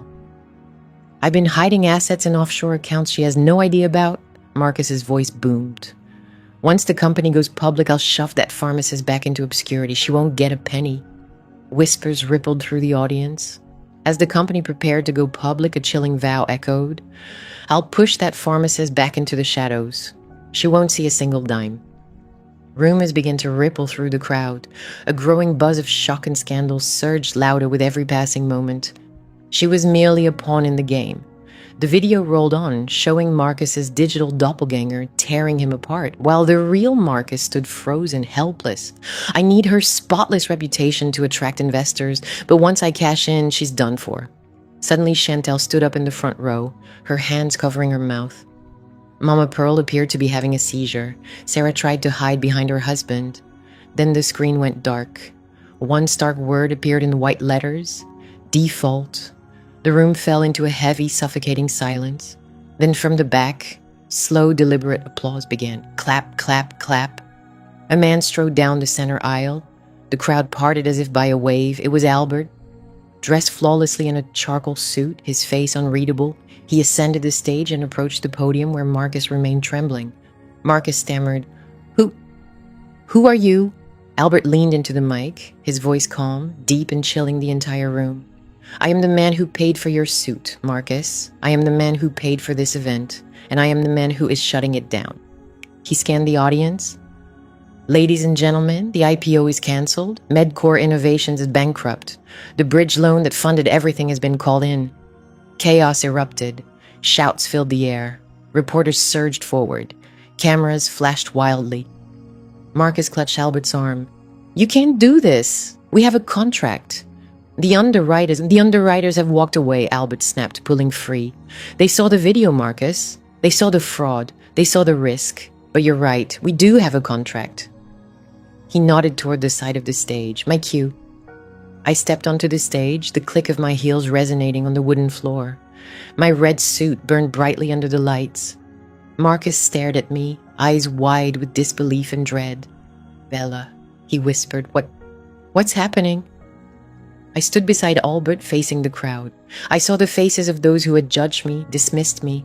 Then I looked at Marcus. "I told you, Marcus," I said firmly, my voice steady and cold, amplified through the microphone. "You made a mistake." Albert's lawyer, Mr. Vance, emerged from the shadows carrying a briefcase. He flipped it open and withdrew a single document sealed in plastic. He handed it to Marcus. "Read it," Albert ordered. Paragraph 14. Marcus's hands trembled violently, making the paper rustle. He squinted at the text.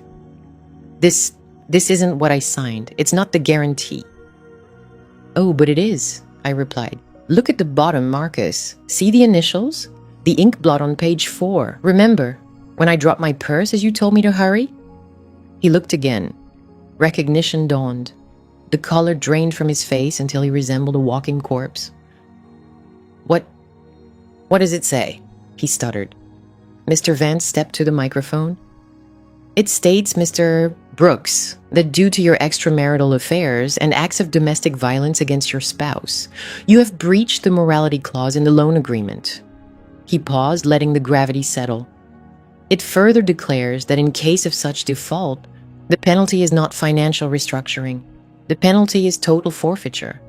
"Forfeiture," Marcus whispered. "In the case of such a breach, the consequence is not a financial reorganization. The consequence is complete loss." "Loss," Marcus murmured.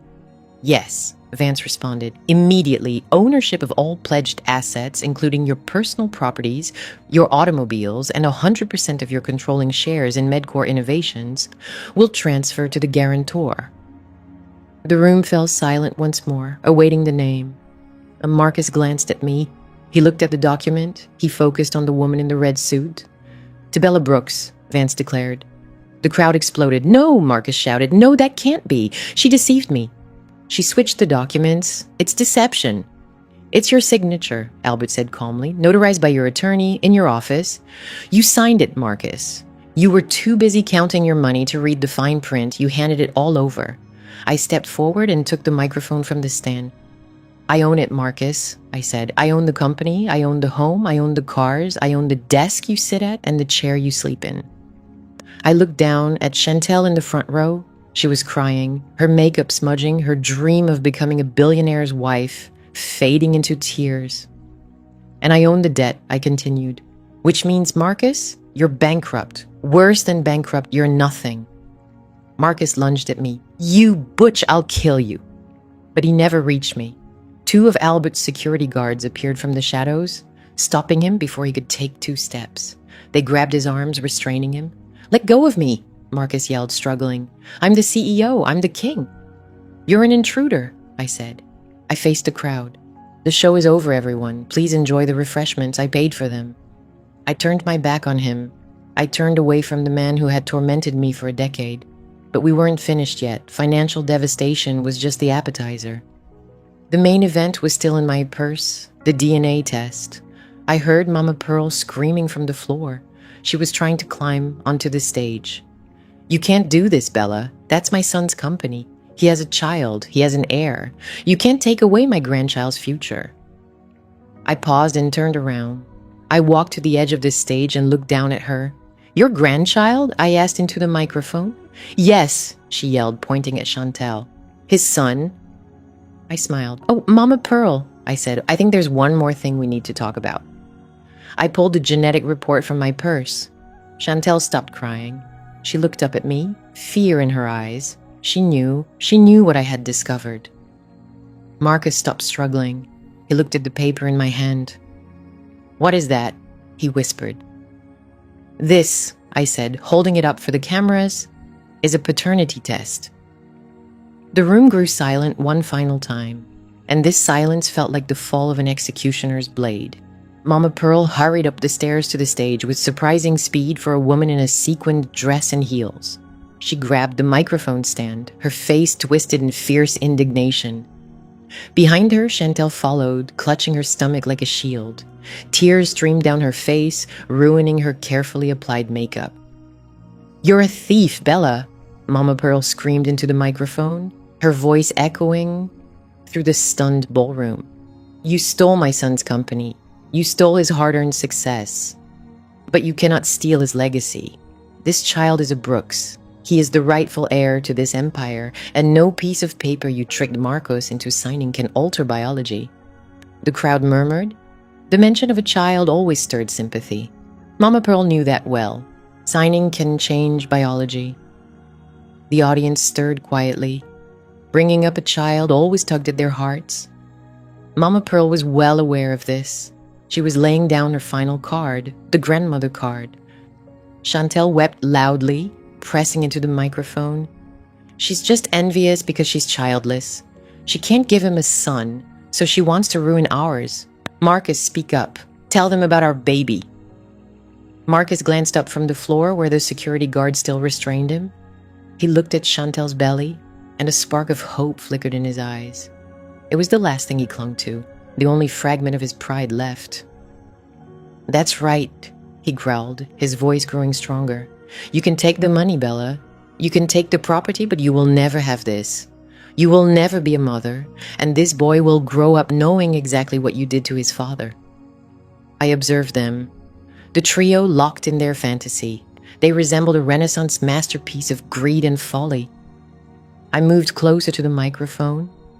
The sound of my heels on the stage echoed like a judge's gavel. I'm glad you mentioned that, Mama Pearl, I said, my tone steady and clear throughout the room. Because there's a small issue with your story. What issue? Mama Pearl snapped sharply. He's a Brooks. He has the Brooks nose. We saw it clearly on the ultrasound.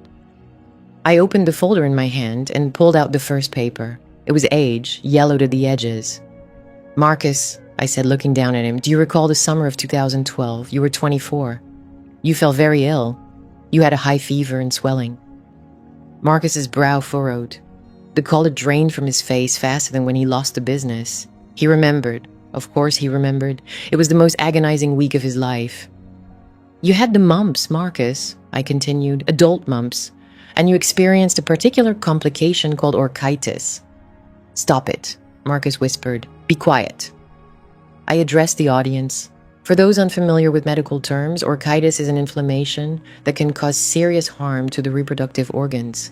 In Marcus's case, it resulted in bilateral testicular atrophy. The room fell so silent you could hear the ice melting in the champagne buckets. I produced a second document. This is a fertility report from Emory University Hospital dated October 2012. I read aloud. Diagnosis, azoospermia, sperm count 0, no motility. I let the paper fall. It fluttered to the stage floor beside Marcus's face. Marcus Brooks has been infertile for 12 years. A collective intake of breath seemed to drain the room of air. Mama Pearl stared at me, her mouth opening and closing like a stunned fish. She turned to Marcus. Marcus, she gasped, is that true? Marcus said nothing. He couldn't. He stared at the ground as his entire world crumbled. He had known. Deep down, he had known. But his pride, his need to be the dominant male, had allowed him to believe a falsehood. He had convinced himself he was so virile that he had defied nature. So I pressed on, turning to Chantel, who stood frozen in fear. If Marcus is infertile, then who is the father of your child, Chantel? Chantel stepped back, shaking her head. No, that's a lie. You forged those papers just like the contract. It's Marcus's baby. I know it is. I pulled out the final document, the DNA test results Sarah had conducted for me. Science doesn't deceive. Chantel, I said, I performed a paternity exclusion test using samples from Marcus's hairbrush and your toothbrush. The probability of paternity is 0%. I held up the report for the cameras, but inwardly I was searching for more. The chance of paternity is absolutely 0.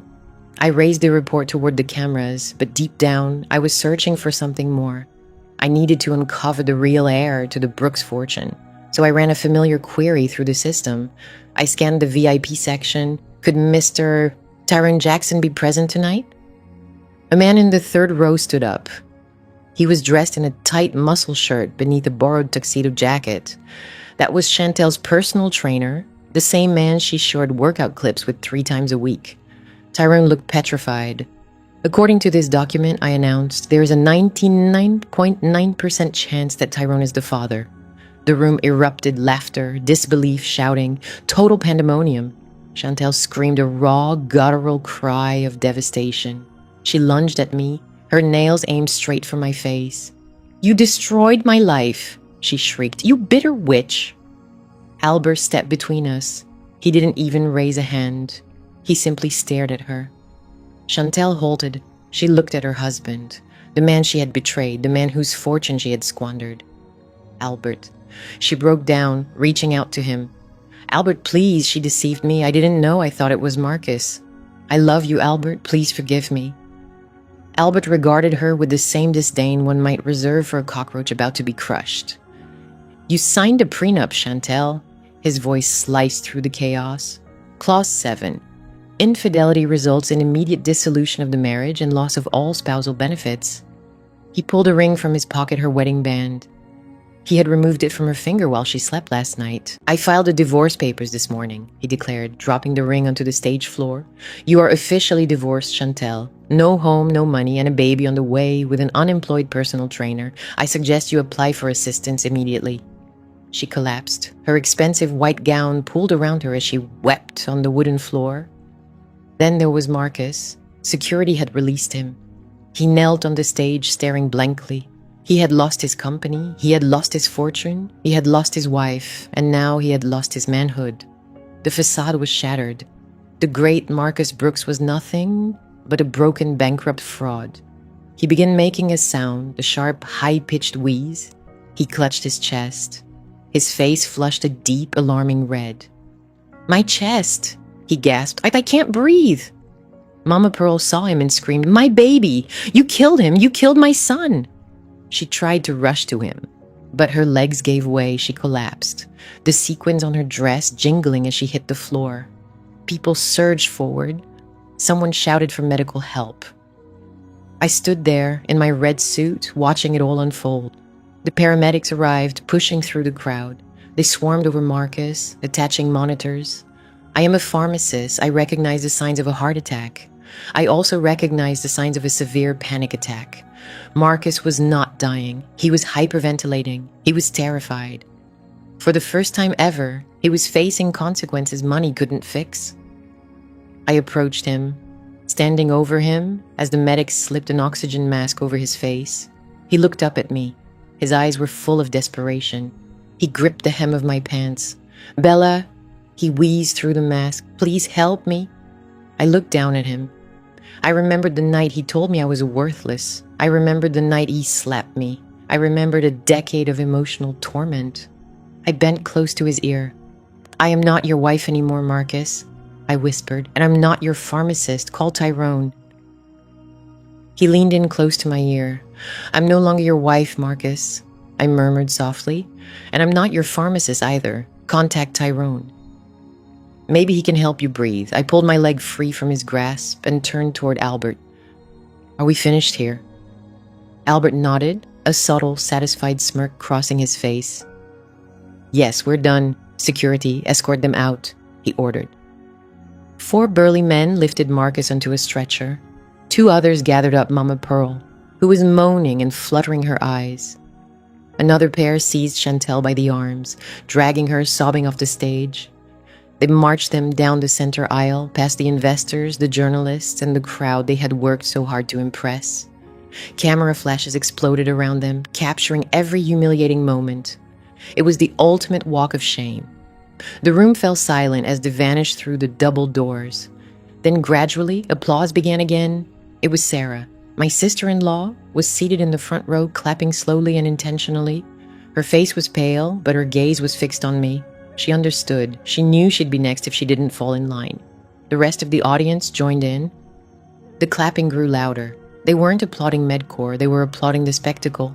They were applauding the victor. And the champion was the woman in the red suit. I glanced at Albert. He extended his hand. "Shall we head out, partner?" he asked. I took his hand. "Let's go," I replied. "I have a company to rename." We left the stage behind, abandoning the ruins of the Brooks dynasty. The air in the ballroom felt lighter, fresher. Outside, the night breeze was cool. I inhaled deeply, filling my lungs with air free of deceit. I checked my phone. 1 notification. Bank of America. Wire transfer received. $50 million. I smiled. Time to shop, but not for clothes. I was going to buy a bulldozer and clear the entire site. The headlines lasted only 6 days. The rise and fall of Marcus Brooks, the Ponzi scheme IPO, the fake air scandal.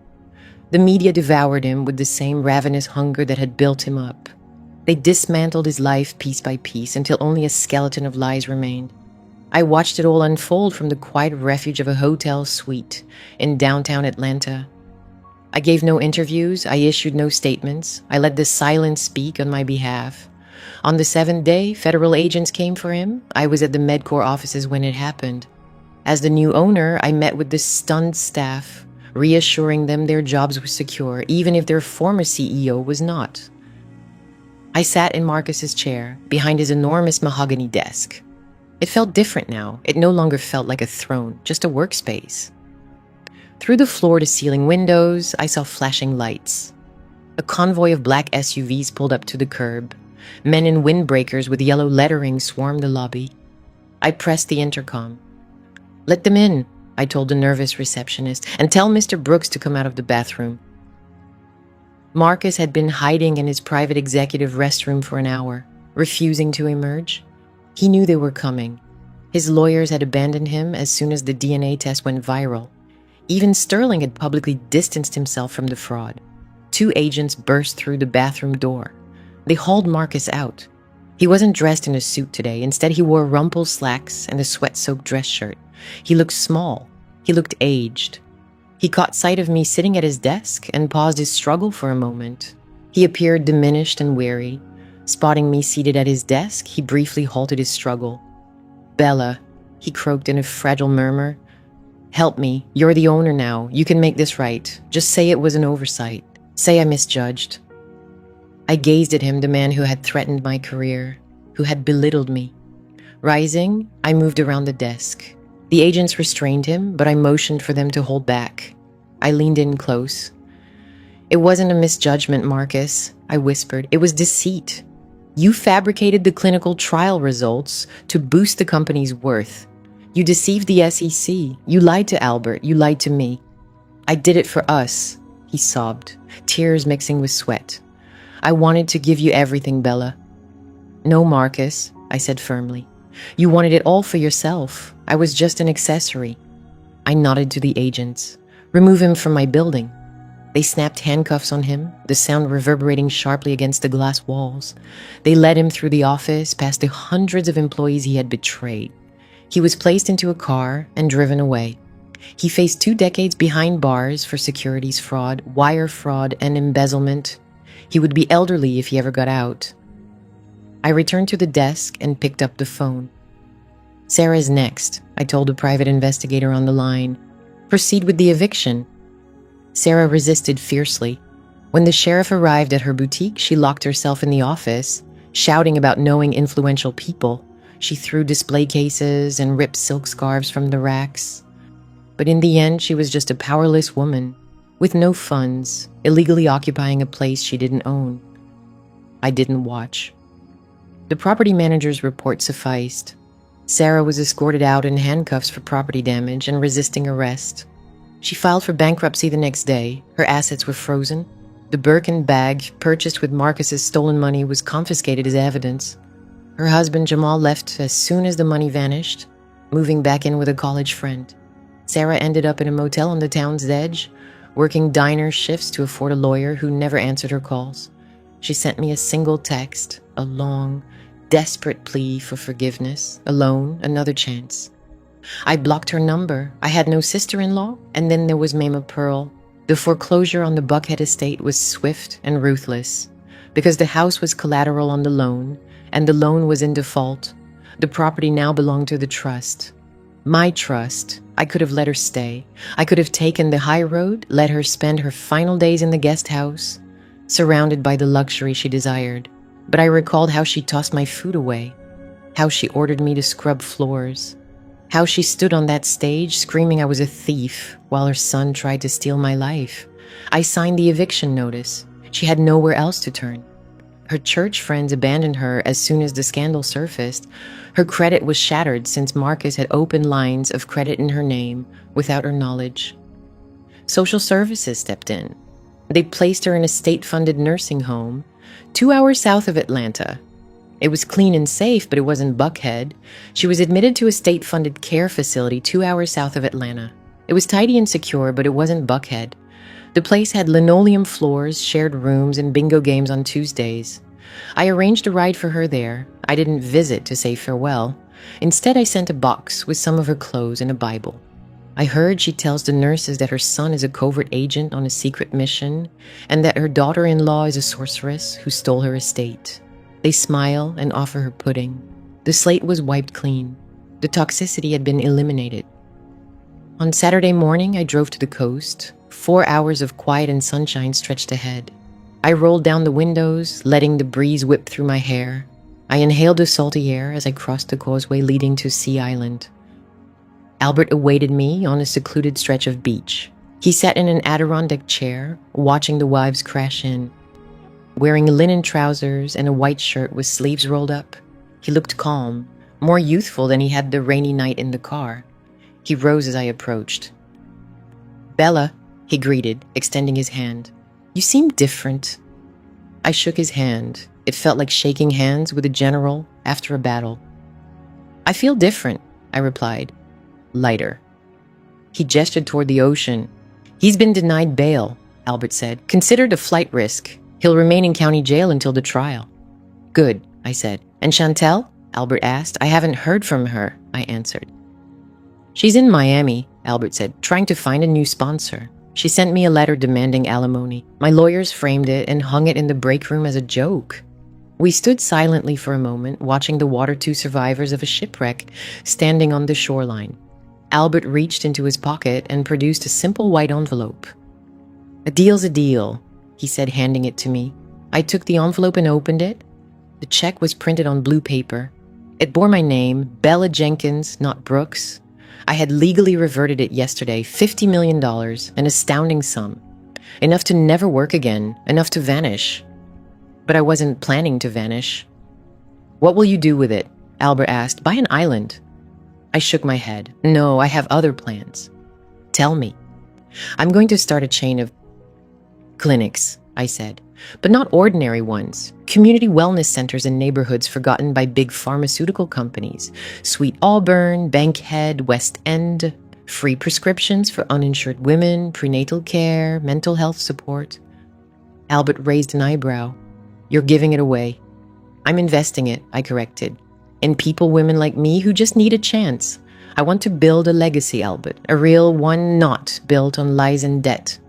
He smiled, a genuine, warm, impressed smile. And the company? He inquired. Medcore. You own it now, it's tarnished. The brand is toxic. I know, I said. That's why I'm rebranding. I gazed at the horizon where the sky met the sea. Jenkins Medical, I said my father's name. The name Marcus tried to erase.